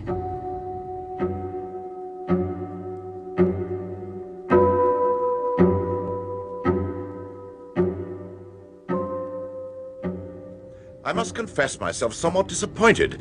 I thought they would have lasted a lot longer than this. So, now what? Some form of lottery, I think, don't you? A lottery? Ever dreamed of winning the pools, old boy? Now's your chance. A lottery's unthinkable. There's got to be some other way. I prepared these pieces of paper, one of which is marked... Oh, the black spot! Oh, come on, there's got to be some other way. There's got to be. If you can suggest one. Prentice! What about Prentice? Yes, what about him? He's in such pain, and you'd put down an animal. Now, wait a minute. Well, to be brutally frank, old man, If that gangrene spreads much further, there won't be much of you left that's edible, will there? Oh, for God's sake, Marshal! Only way to stay sane, old man. But it comes to that, what about Rogers? The man's mad, we all know that. Me? You're the one that's mad. Well, at least when we are rescued and I can get to a hospital and have proper treatment. There! Listen to him! He's stark raving. Do we all have to die while he... Now, please, gentlemen, please. There's no chance at all. Let us keep some pretense of reason about this. Now, I'm placing these pieces of paper... One moment. What now? Who put you in charge? Yes, good point, if you want to put it to the vote. Not quite that, old man. God, he's got a gun. Boy Scouts motto. Remember, be prepared. Oh, well, gentlemen, pardon me, Mrs. Morgan and gentlemen, it would appear that the man with a gun is the man with a gun. Now, anyone else want to argue? No? Right. Then I shall place these pieces of paper, which Temple here is so kindly prepared, into this helmet. And when I call your names, I want all 12 of us to put our hands 11. in. Well, little lady, so you don't want to play our little game? No. Appealing to our chivalry, perhaps? The one who draws the black spot dies. Isn't that the idea? Deplorable, of course. But if I draw it, 2 must die. Do you call that equitable? Well? The question of the exact stage when the personality, the soul of the individual takes form is still debated. I think we can leave that to the theologians, Temple. The point would seem to be that Mrs. Morgan claims exemption on account of her condition. My baby has a right to live. Gentlemen! Why should I? At least let us be democratic about this. We'll vote on it. The question is put. Do you consider Mrs. Morgan's claim to be valid? Or should she take her chance with the rest of us? Those in favour... Just a moment. Before you start voting, you'd better listen to me. The first thing is, I am a lot more important than any of you. Oh, you can laugh! But if you listen to me, I'll tell you why. Before we lost radio contact, do you remember? There was a broadcast back to Earth about me, because I'm news. Big news. Can't you see the headlines? Girl wife in doom rocket. Woman's spaceship ordeal. Young women are always news, you see. I am a woman, therefore my position is romantic. So I am young, glamorous, beautiful. Shut up, Rogers! But I'm more even than that. Because I'm pregnant. Everyone is interested in me, but they're even more interested in my baby. The first baby to be born on a spaceship. Do you begin to see? Oh, I do. Yes. I thought you might understand, Mr. Marshall. You see, you can explain all the rest. The men, even David, all killed while heroically trying to repair the ship. There was an explosion. It blew them all out into space. Yes. You could get away with that. But if there is no trace of me and my baby, or of our bodies, then what are you going to say, That I was outside the ship too, with a spanner in my hand? Think it over, gentlemen. You won't have a chance in hell. You'll get the death sentence, every one of you. Unless they lynch you first. Little lady, you're a great loss to the legal profession. Now, as the little lady says, 11 pieces of paper. Now, if you'd all approach the table as I call your names. Bradshaw, Donaldson, Ferguson, Harlow, Jenkinson, Latimer. Casualties in the fighting which broke out this morning among passengers stranded for a second week at Gatwick Airport. And now for the rest of the news. It was announced today that hope has been abandoned for the spaceship Falcon. It will be remembered that one of the passengers was a woman carrying what would have been the first baby to be born in space. A government spokesman expressed regret but said that in the current financial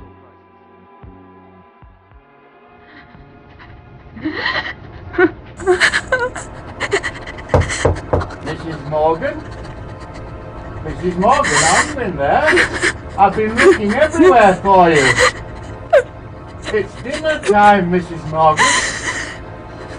May I call you Alice now? God. I'm afraid the menu's a bit limited, but then we're both used to that by now, aren't we? Alice? Alice, dear. Aren't you going to let me in? Alice? Now just woof, and I'll woof, and blow your house down.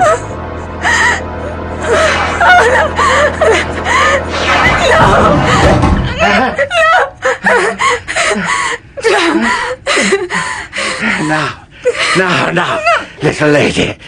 Let's not be silly, shall we? There's nowhere to run to, is there? Nowhere left to hide. We're quite alone now, in our little world. Just the two of us. Go with me. Oh, I don't think I will, do you? Oh, my baby. It's a little late to worry about you, baby, isn't it? Have you looked at yourself lately, little lady? Skin and bone, aren't you? Even if you could escape me, even if you could find another place to hide, what good would it do?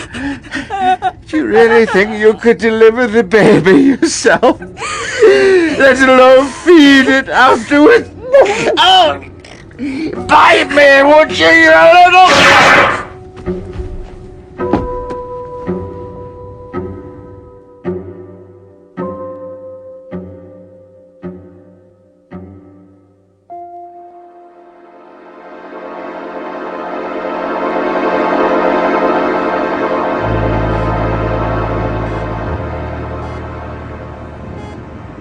Hank?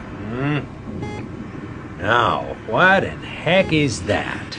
Meteorite? No, signal's too regular. Can't be a ship, can it? Not in this sector. It is, you know. How about that? Try contact. Yeah. Reconnaissance vessel U.S. Atalanta calling. Acknowledge and identify, please. Nah, nothing. Wait a minute. That British ship? Falcon, wasn't it? Went adrift? Hell, that was months ago. Is that the British vessel Falcon? Please answer and identify. Better check it out. Have to, I guess. There are folks that want to know. I never cared for a graveyard detail. Who has? Come on, let's get it over with.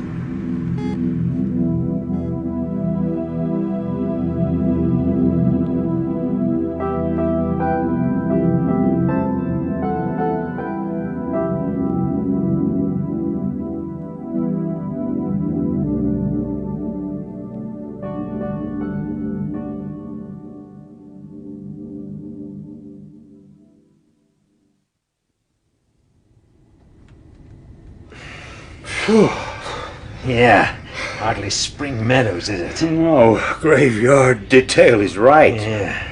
Hey, what? Against the wall here. What the hell? Bones? Bones on a spaceship? Those are human bones. Oh my God. Is anybody there? Don't what? Don't call out. You never know what might answer. I guess it's one thing we don't tell their folks how they ended up. Shh. What? Listen. It's coming from in there. Come on.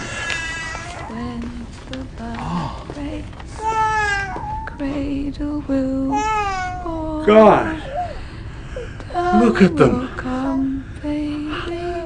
How could they survive? Hold it. Mrs. Morgan. Mrs. Morgan, is it? It's all right, Mrs. Morgan. Hank, look out! Yeah, I know. I seen it.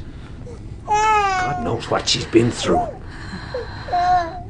Mrs. Morgan, don't be frightened. We're not gonna hurt you. You won't need that gun anymore now. They're all dead. You're gonna be all right. You're gonna be safe now. We've come to take you home. Back to Earth, back home. You'll be all right now, you and your baby. You're going to be all right. Mrs. Morgan? Hey, lady! Look, baby. Food.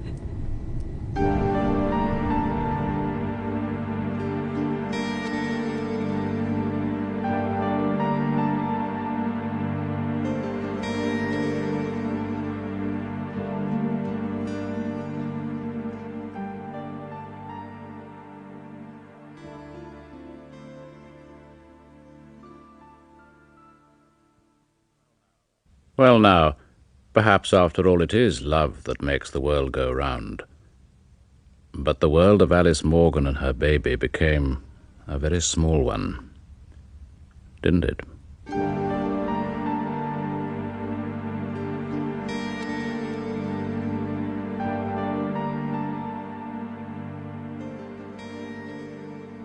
Those involved in the Falcon flight were Carlin Asco as Alice, Simon Cuff as David and the newsreader, David March as Marshall, Eva Stewart as Mrs. Feltham, and Michael Graham Cox as both Mr. Feltham and Al. Nicholas Courtney was Temple, Richard Tate, Rogers, and Michael Deacon, Captain Winters.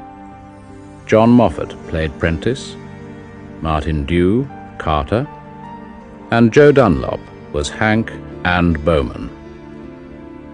Survival was adapted by Pat Hooker from a story by John Wyndham.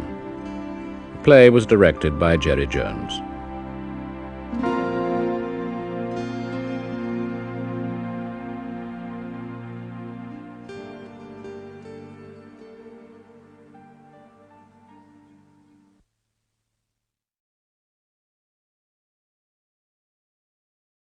Welcome once more to my Tales of Terror. I have a story to tell you this week that gives even me a chill of apprehension when I recall it. And I should be used to things like that by now, shouldn't I? It's a story which takes place in a hospital. A seemingly decent enough place, caring hands, loving attention, and so on, but whenever I walk past it now, I feel... You see, an acquaintance of mine was a patient there not so long ago, and he became involved in a bizarre and horrifying incident that made him realize that life, and indeed death, has a few tricks up its sleeve. Well, we know that already, don't we? And now it's time to go soul-searching.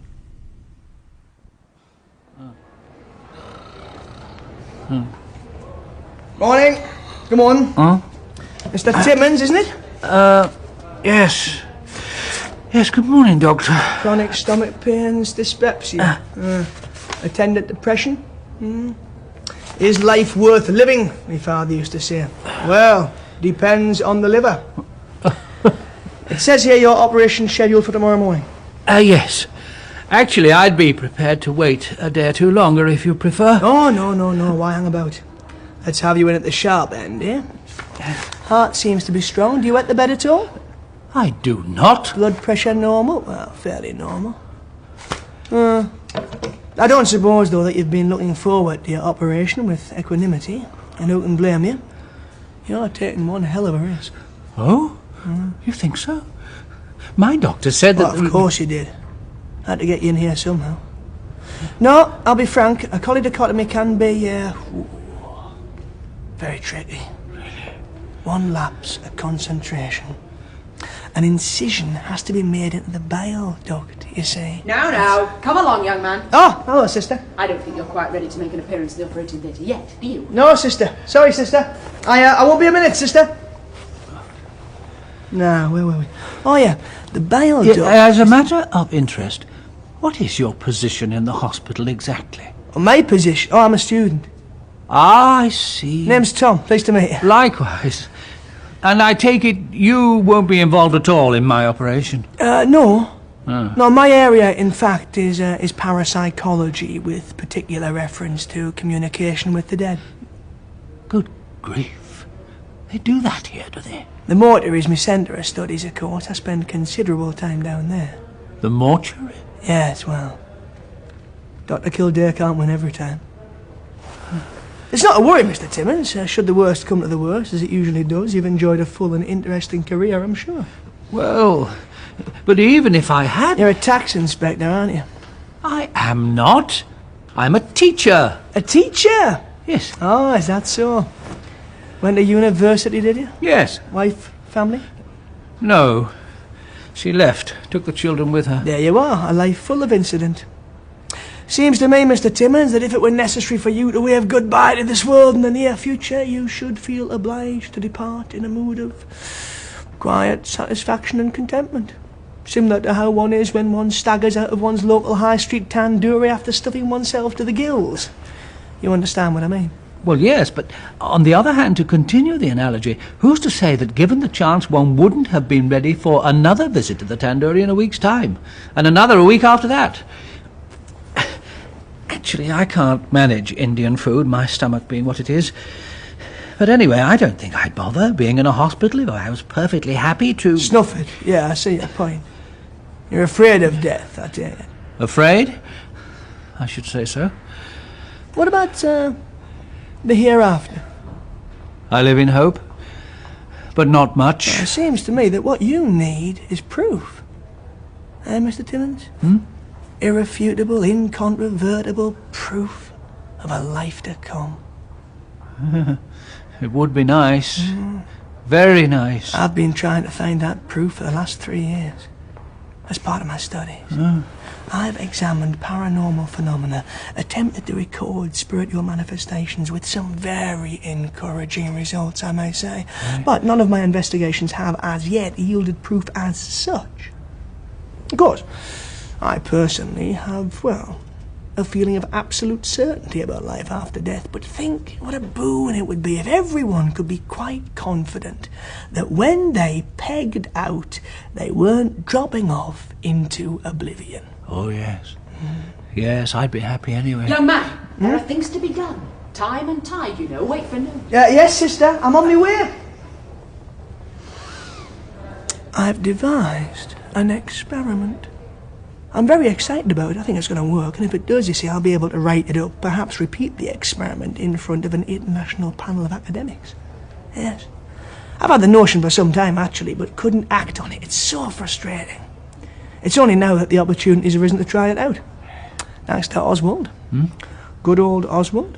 Who is Oswald? Mr. Hutchings, the venerable piece of parchment in the corner. Where? Sweet little Oswald. Oh.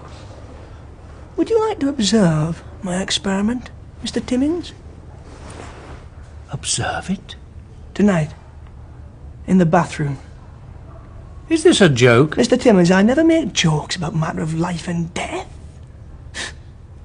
What an astounding piece of good fortune, isn't it, that your arrival here should coincide with a monumental parascientific breakthrough. Oh, you lucky, lucky man. Yes. You're assuming, of course, that I'm prepared to come along. Good heavens, aren't you? In principle. In principle? What's that supposed to mean? Well, I wouldn't want to be involved in anything, for instance, that was contrary to hospital regulations. Rubbish, crap, of course you would, you've too much to lose. Oh, hello, Oswald's up and running, I see. You haven't met Oswald? No. Hello, Oswald. Morning. Oswald, this is Mr. Timmins. Good morning, Mr. Timmins. Morning. Can't stop. Goodbye. He has fascinating bowels, does Oswald. 1 week they're motionless, the next he's doing sprints. He wants to die, you know. What, on account of his bowels? Well, not specifically, no. Oswald has every complaint in the book, and some, I imagine, that haven't yet found print.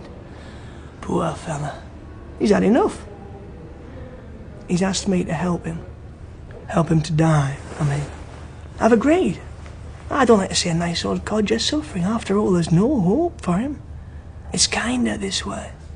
But quid pro quo's my motto, so I've encouraged him to do me a favour at the same time and take part in my experiment. Young man, I won't tell you again. I'm coming this instant, sister. I better go, Mr. Timmins. Yes. See you later. You lucky man.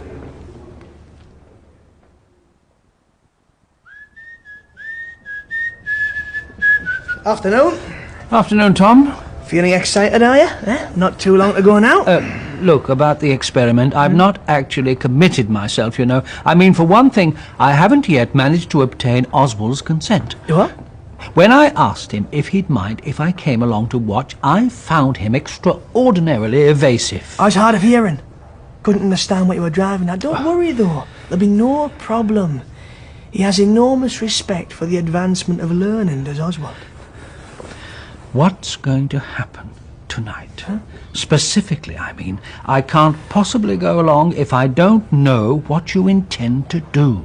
It's all very simple, really. The experiment rests on the principle that if there is, in fact, a hereafter, the soul, at the point of death, must somehow free itself from the shackles of its mortal body and escape into a new dimension. Yes. We have to assume, too, that though the precise location of the soul within the body has never been discovered, the soul is a specific entity, however small and elusive with me so far. Yeah, well, I understand what you're saying. My idea for an experiment came easily. Perhaps, I reasoned, one could somehow capture the soul before it made its escape at the moment of the body's death. Perhaps one could excise it from the body without doing it any damage and keep it safe and enclosed somewhere. By doing so, you see, one would be able to demonstrate the soul's ability to outlive the body it had inhabited, and one would thus be able to prove, in a simple and dramatic fashion, the certainty of the hereafter. My God. And you intend to perform this experiment on Mr. Hutchings? As part of your studies? As I say, the idea came easily to me, but I concluded on reflection that it did pose a problem. How would I know where to start digging? How indeed? The soul might reside anywhere within the human body from head to toe. I did attempt a trial stab or two at a rat. What happened? It died. After that, I opted for a similar but less messy experiment. I'm very relieved. Mr. Timmins, the plan for tonight is this. We ask our friend Oswald to join us in the bathroom cum toilets, assuming he's not ensconced there before us, and we place him on the special scales that they use for disabled or ancient patients. They have to sit in a little kind of pan, you know? Yes. We take note of his weight. I administer the fatal cocktail, the elements of which I've borrowed from the dispensary. We say farewell to the wretched Oswald, and as soon as he is out of his misery, we take note of his weight once again. After making appropriate adjustments for the weight of the lethal dose itself, we will find that dear Oswald, well, what was dear Oswald, now weighs less than he did before. How will we be able to account for this, except, quod erat, I believe, demonstrandum, that his soul has left his body? Good grief. Good grief. Yeah, I thought you'd like it. See you at midnight, Mr. Timmins.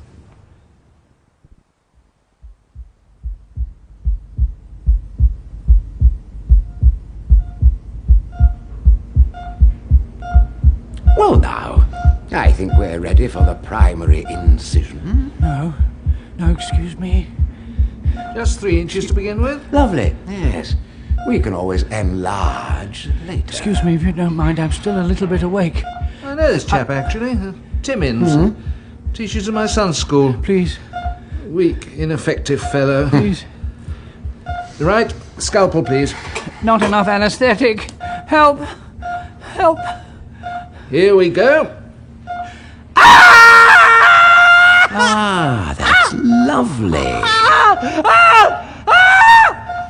Swabs. Scissors.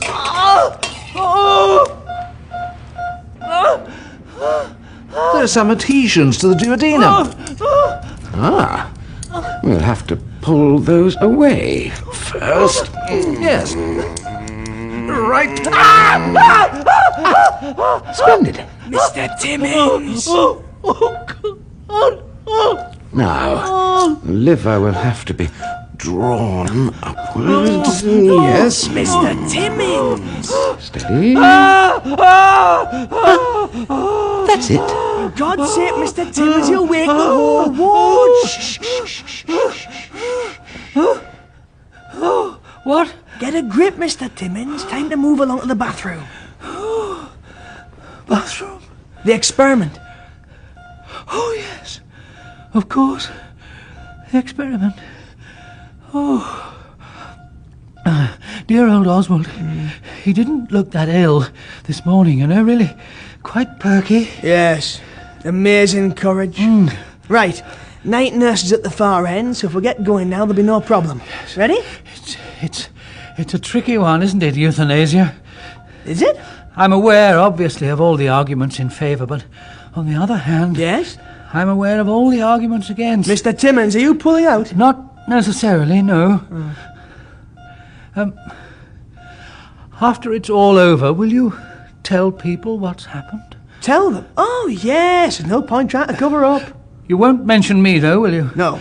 No. You promise? Scout's honour. You have Oswald's permission in writing, I take it? Heavens, yes. Of course I do. Even so, you know you'll lose your position here. At the very least, you could even end up in prison. Yes, I'm aware of all the possible consequences. Thank you.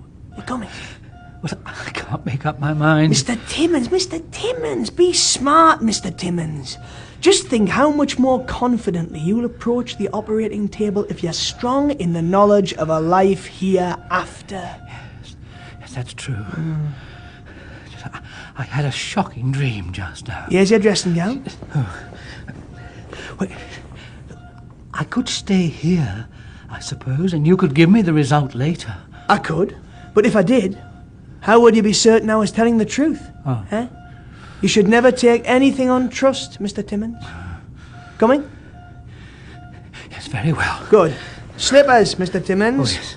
We don't want you getting cold feet again. There we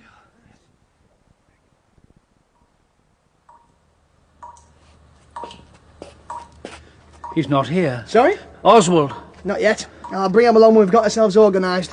Feeling all right? Well, I'm a bit tired after the walk. I'll sit down if I may.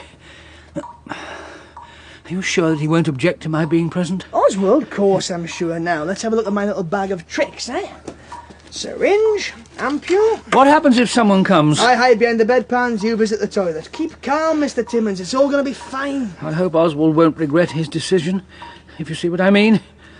He's thought it all through, has he? Oh, yes. Very, very carefully. A sober, considered judgment.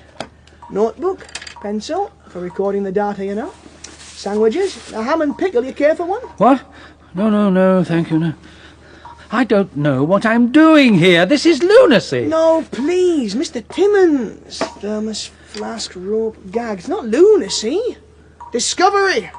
Rope, did you say? The onward march. The enlightenment of mankind. Rope? Gag? What are they for? I've dreamt of getting this opportunity, Mr. Timmins. Articles in learned journals, lecture tours, a professorship.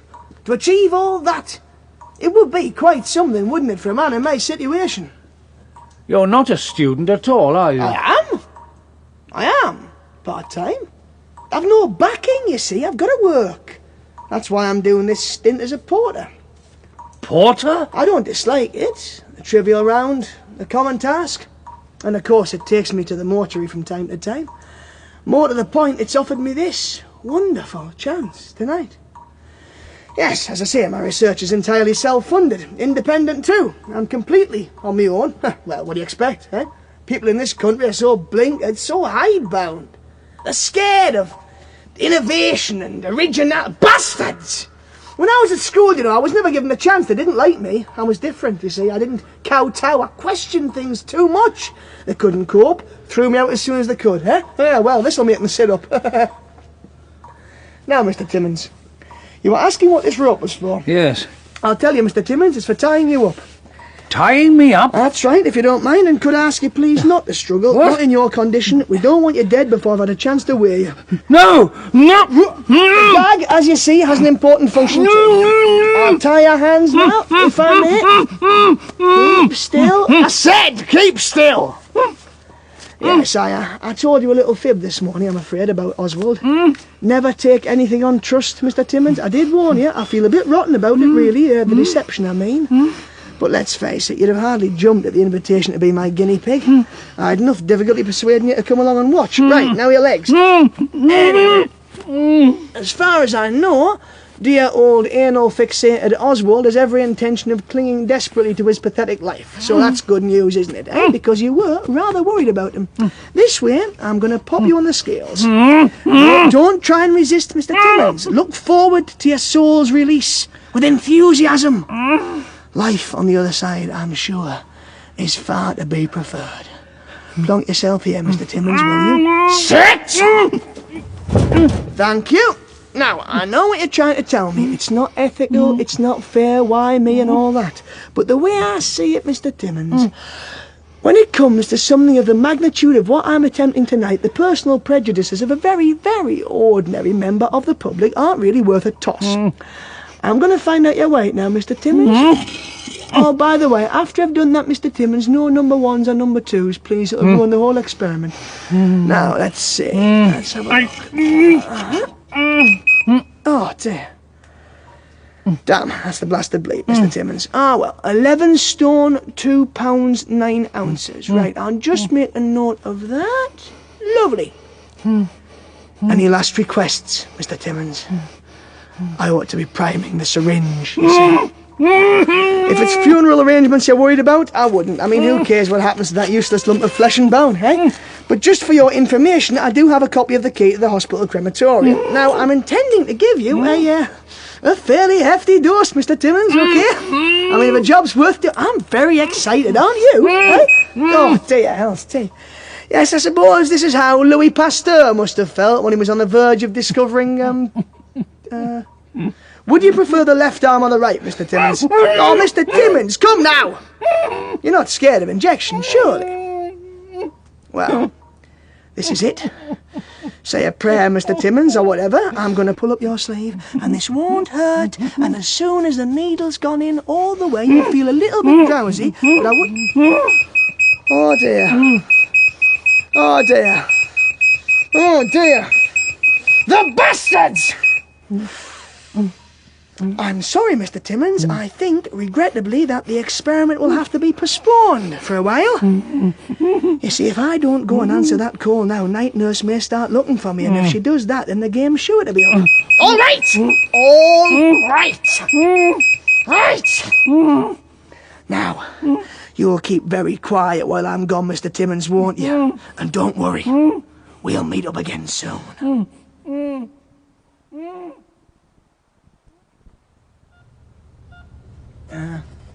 Oh, there you are. Hello, nurse. Everything all right? No, it's not, since you ask. I've been trying to bleep you. You haven't? Really? Oh, I'm sorry, nurse, but I'll swear to you. This thing's never made a sound. What's the problem? No problem as such, apart from your disappearing act. Mr. Hutchings has died. Mr. Hutch? Oh, Oswald! I'd like you to fetch a trolley, please, and wheel him down to the mortuary. Yes, nurse. Oswald. Well. Have you done this before? What, removing the body? Oh, yeah. No, not at night. Here's the key to the mortuary. The building will be unattended. Well, not entirely, perhaps. Once inside, simply wheel the trolley past the post-mortem area and through to a little alcove on your right. Marked pending? You're to leave Mr. Hutchings there.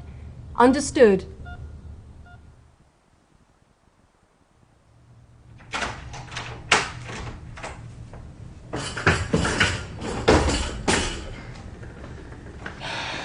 Funny thing, life. And death. 1 minute there was Oswald, tedious old bugger, and the next minute he wasn't. Not in this world, at least. Ah, well, past the post-mortem area, little alcove. Here we are. You're not the first here tonight, Oswald, I'm afraid. You'll have to join the end of the queue. Well, cheerio, Oswald. What was it the poet said? Well, anyway, all the best. I must dash back. I've got Mr. Timmins waiting for me. Who's that? Hello? Who is it? It's only me. God! I hope I didn't frighten you. Frightened me, Mr. Timmins? Heavens, no. No, I am a little surprised, I admit. Yes, I thought you might be. Sit down, take a deep breath. Sit down, yes. Mr. Timmins, would you mind very much if I asked you how the hell you managed to escape from the bathroom? Not at all. You can ask. The night nurse didn't find you, did she? No. And you've not spoken to her on your way down? No. Oh, well, that's a relief. So, who was it then who set you free? Tom, listen. I have a proposal to make. I don't know how you'll feel about it, but, well, I am still very keen for the experiment to take place tonight, if it's all the same to you. What? The thing is, Tom, it seems to me that we can't possibly pull back now, not when we have the chance of making such a magnificent parascientific discovery. Having come so far, we must press on, make the vital breakthrough in the growth of man's knowledge about himself. Oh. I agree. I agree. I have to admit, though, it's very sporting of you to volunteer, especially after, but... Fine, then. Well, if you're sure, let's proceed back to the bathroom. Shall we? Actually, Tom, I'd like us to conduct the experiment here. Here? Oh, no, Mr. Timmins, that's impossible. There's no scales. Here has to be. I'm not taking part otherwise. But I don't understand. How are we to manage? You'll see. Oh, by the way, I brought your rope along with me. Huh? Thought it might come in handy. Right, I'll lock the door, shall I? We don't want to be disturbed. That's better. Oh. Are you cold, Tom? Just a bit. Sorry about that. Don't feel the chill so much myself. I gather it's Mr. Hutchings you ferried down here. That's right. Who told you? Yes, well, comes to us all eventually. Though personally, Tom, as I think I explained to you earlier today, I'd much prefer it to be later than sooner. Or rather, that's what my preference would have been, Tom, if I'd had the choice, Tom. If I'd lived. If... Stretch out your hand, Tom. Try and touch me. Why so startled, Tom? Surely you've met a spiritual manifestation before. Now you can work out how I made my escape, can't you, Tom? Clever boy, Tom. Top of the class. Yes, thanks to you, Tom, I've been set free forever from my earthly bonds. My sweet earthly bonds. I don't understand. I never gave you the injection. Heart attack, Tom. You induced a massive seizure. I was dead within minutes of you leaving. Oh, what a stupid waste. I had so much to look forward to, especially without the wife and kids. I'm sorry. No, really, it's me who should apologise, I suppose. True. But don't worry, Tom, you'll have the chance to make some amends. To work. The experiment. The experiment? Oh, yeah, look, I've tried to explain. Of course, I don't actually require proof any longer. I have personal experience. But the world at large... Now, don't move away. I've told you it's impossible to carry the thing out. Just relax. There's no scales, you say. You keep away. There's no scales. I can't be done. Hands off! Calm yourself, Tom. Calm yourself. Tom? You weren't beginning to think, were you, that I intended to perform the weighing experiment on your own person? Tom, really? I confess the idea did cross my mind. One does hear of vengeful ghosts. Yes, but you see, it's not that experiment that interests me, Tom. It's the other one. The proposal you seem to have discarded on grounds of impracticality. No. It would be a marvellous achievement now, wouldn't it? To find the precise location of the soul, to be able to excise it from the body. What I'd like to do first, Tom... Poor Tom. See how easily I hold you down. What I'd like to do is to tie your hands and feet. You're not about to faint, are you, Tom? That's better. I wouldn't want you to miss a single minute of this. Next, I'll put you on this splendid stone slab. Now, conveniently placed here, we have some rather promising utensils. Scalpel, saw, drill. Keep calm, Tom. I'm not going to kill you. Not until I've found your soul, I mean. I'm assuming, of course, that you do have a soul. You ready? I'll take that to indicate assent. Oh, the onward march of knowledge. That's what it's all about, eh, Tom? Right. Now, where shall I begin?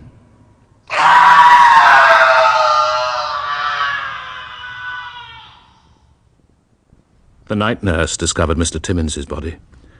And shortly afterwards, Tom's body was also found. To call it a body, however, is something of an exaggeration. Parts dismembered, insides turned out, and so on. The police were baffled by these tragic deaths. I only know what happened because, as I said at the beginning, Mr. Timmins is an acquaintance of mine. Since his death, actually. And since his death, he's been in touch with me several times. He's not very happy on the other side, very angry at what happened, understandably, of course, but not half as cut up as poor Tom. Helping me to tell you that story were Bernard Cribbins as my acquaintance Mr. Timmins, Sean Prendergast as Tom, and Norman Bird as Oswald. Joan Walker was the hospital sister, Rebecca Jones the night nurse, and Steve Hodson the surgeon. The play was written by Martin Wade and directed by Peter Fozzard. My name is Edward de Souza, your man in black.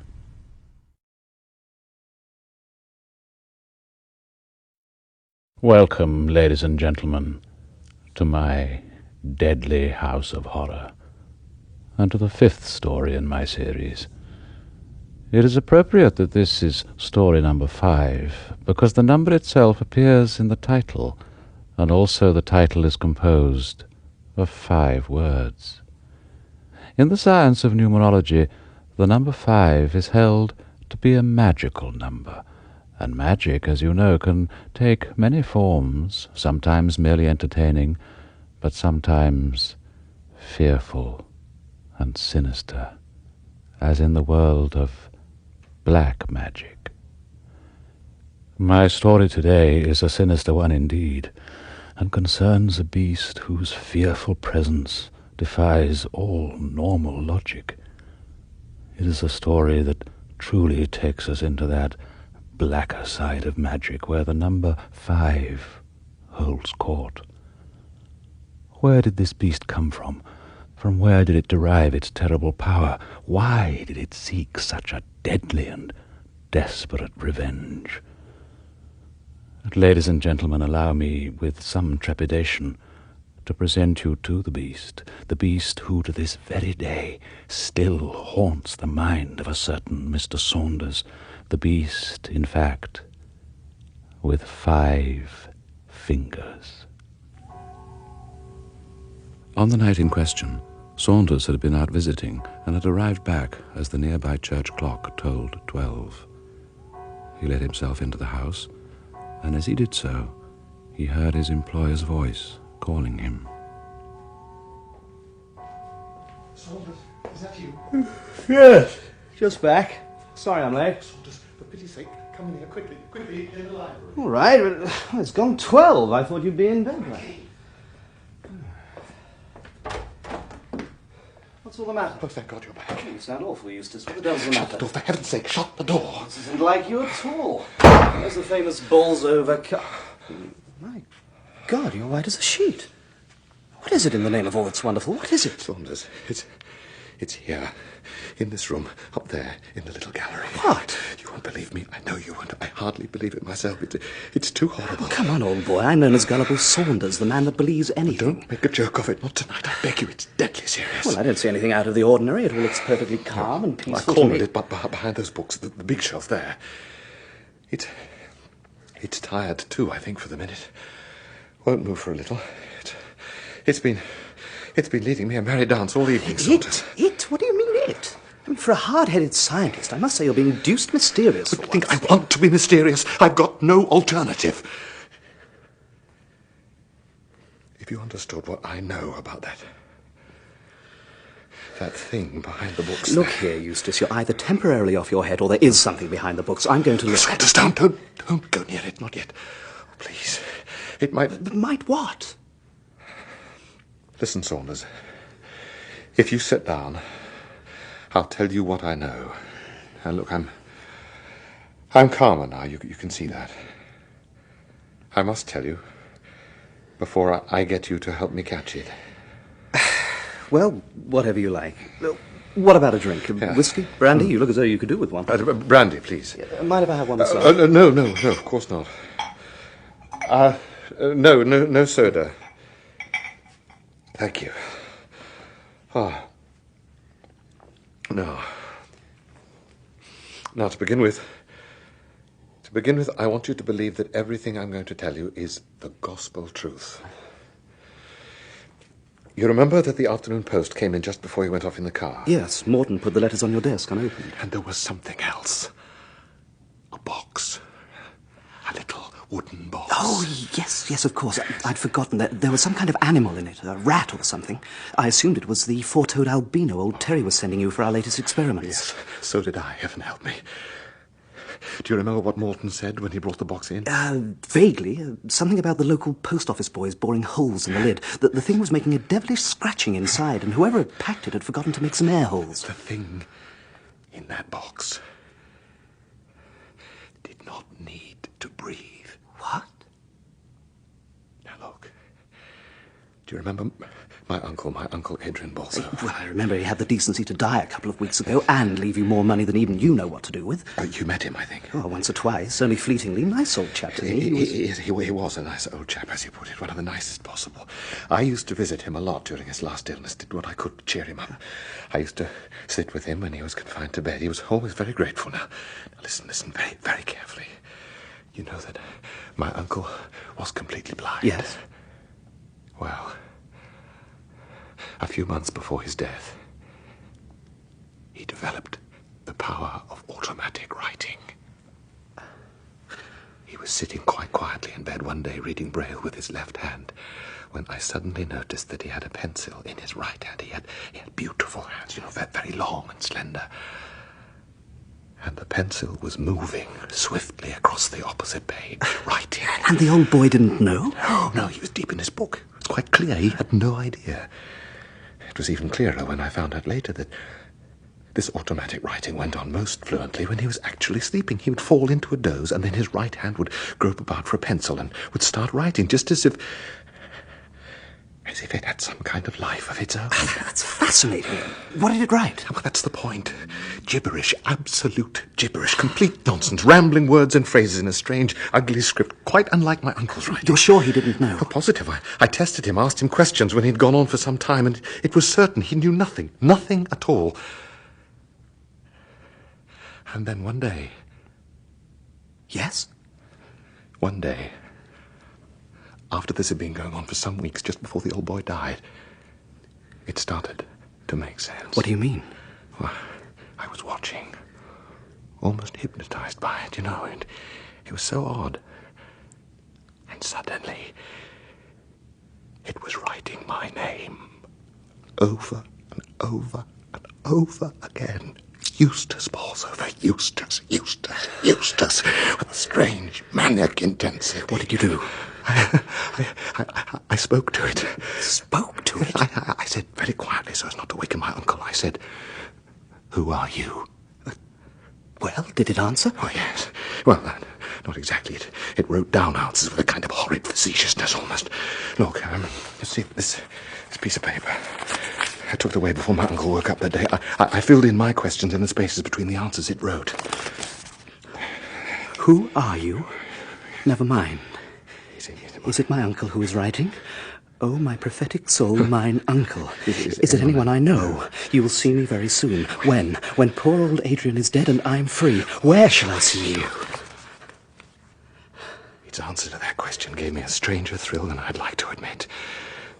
Do you see what it said when I asked, "Where shall I see you?" Where shall you not? It is a bit weird, isn't it? After you went out, I got a screwdriver and a hammer to open up this box that had come in the post. It was fairly dark. I'd only my old oil lamp on. I hate the glare of electricity. I took the screws and the nails out and put a heavy book on the lid to keep it down while I went to fetch a cage from the lab. Before I was out of the room, I heard a crash.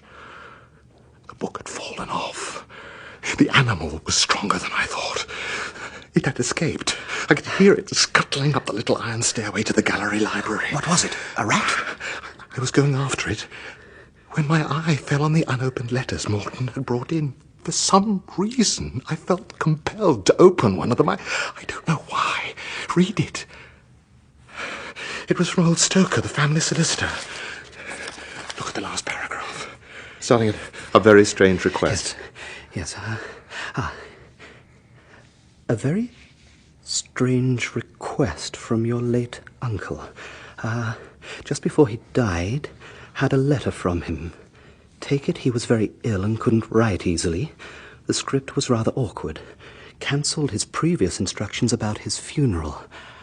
He wished his body to be embalmed when he died and gave us the address of the man we were to employ with orders saying that his right hand was to be amputated and sent to you, stating that it was at your special request.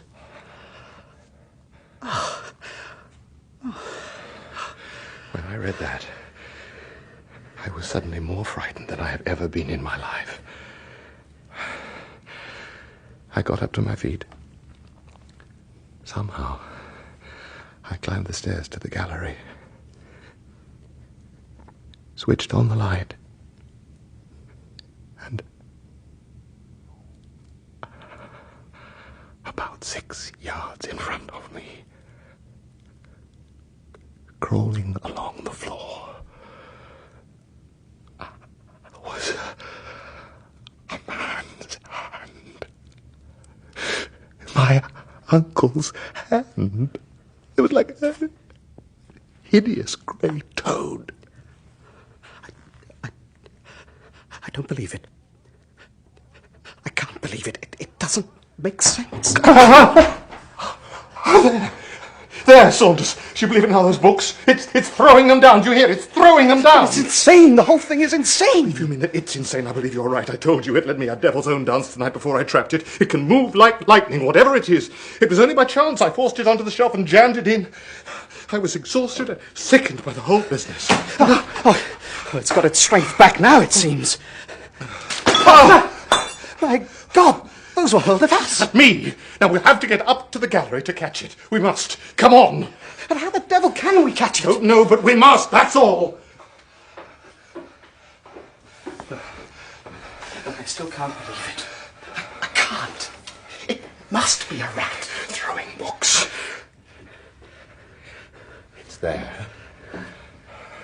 It's behind there. Put your own hand in there. Go on. What are you waiting for? Feel it, feel it, feel the smooth stump of it and those long fingers. Go on, feel it. Look, Eustace, you must get a hold of yourself. It can't be a hand. It can't. Well, if you... There. Did you see? It's out. Oh my God. It's coming down the steps there. Saunders, we must get out of it. It mustn't get out of this room. It's trying to open the window. We must head it off.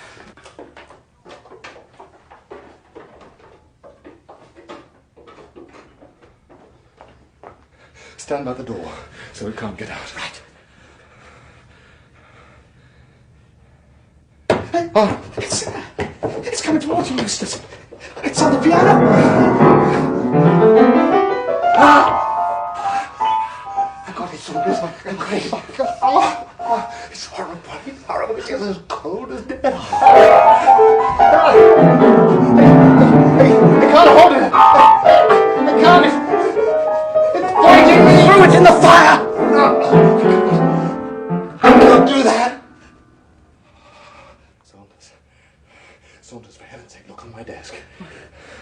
There is a hammer and some nails. Oh, you can't mean... Do exactly as I tell you. Put the lid of the box down there. Yes. I'm going to nail it to it. Yes. That's it. Now, give me the hammer. Hold that nail above it. Damn it, then! Do what I say. It's writhing. You're hurting it. There! Eustace, this is madness! Now, Open the desk. You can stay in there till it dies. Whatever it is. If it can die. Now lock it. And the key goes in my pocket. Now, for the love of heaven, man. Brandy. More brandy.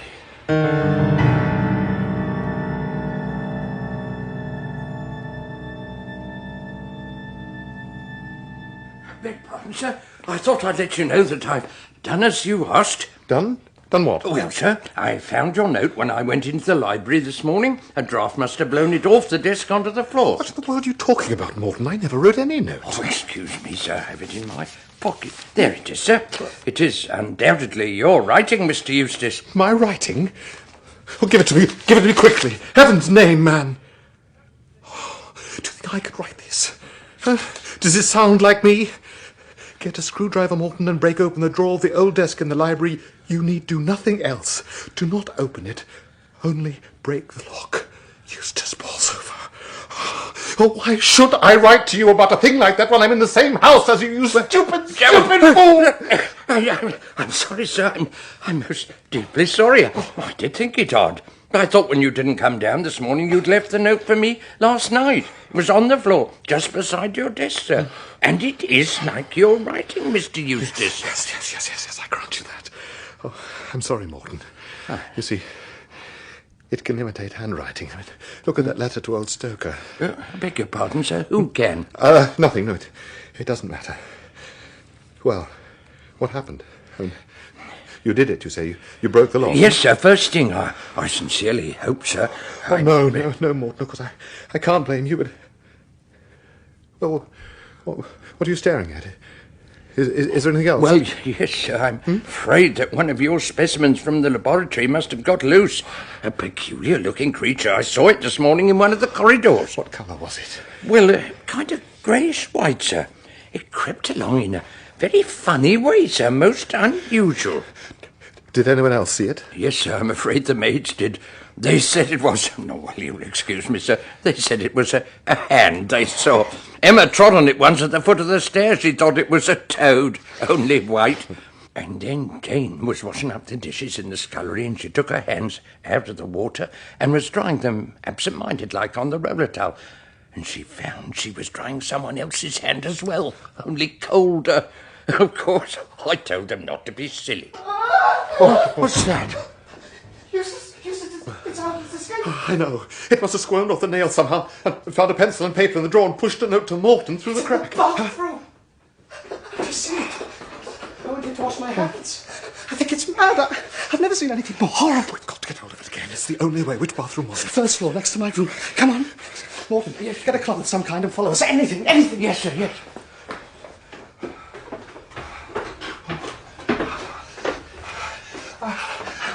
Open the door carefully. There. Look, there it is. In the bath. It's slipped in somehow.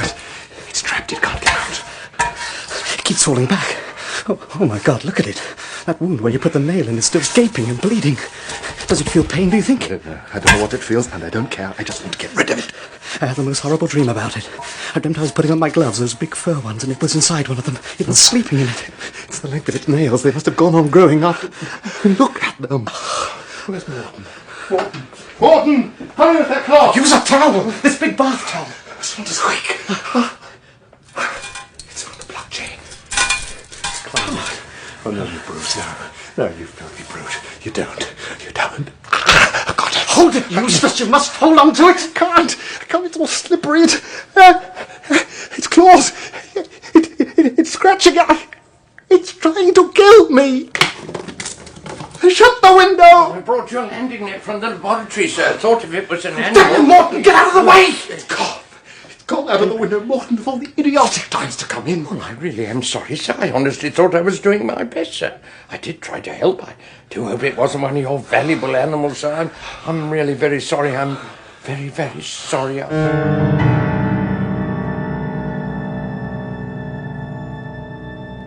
Do you realise neither of us have shaved today?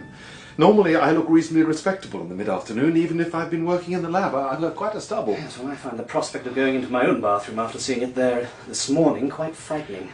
Call me if you need me. Now, where's Morton put my razor? Oh, here it is. What's it doing? Oh my God!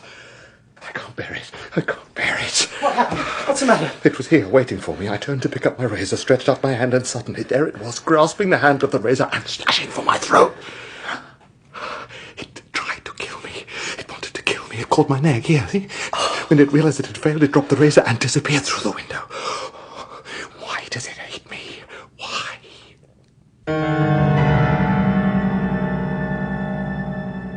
I've told Morton we won't require him any more tonight and that he should lock up very carefully. Turn the key quickly. It mustn't get inside. Check the windows. Oh, what is it? That's what I can't understand. What is it? No, I just don't know. Shouldn't we inform the authorities? What will they say? The two fully grown men in full command of their faculties are terrified of an amputated hand. It hardly sounds convincing, does it? It must have something to do with your uncle. No. Adrian was a fine man. This thing is evil, dreadfully evil. It wants to kill me. But he was blind. I suppose that made his hands more sensitive than most. Was he always blind? Yes, as long as I remember. But no, it's useless to try that tack. It wasn't my uncle. I think... What? Oh, I don't know. It's too fantastic. The whole thing is just too fantastic. Oh, what about a game of cards or chess or something? My nerve is going. Look, have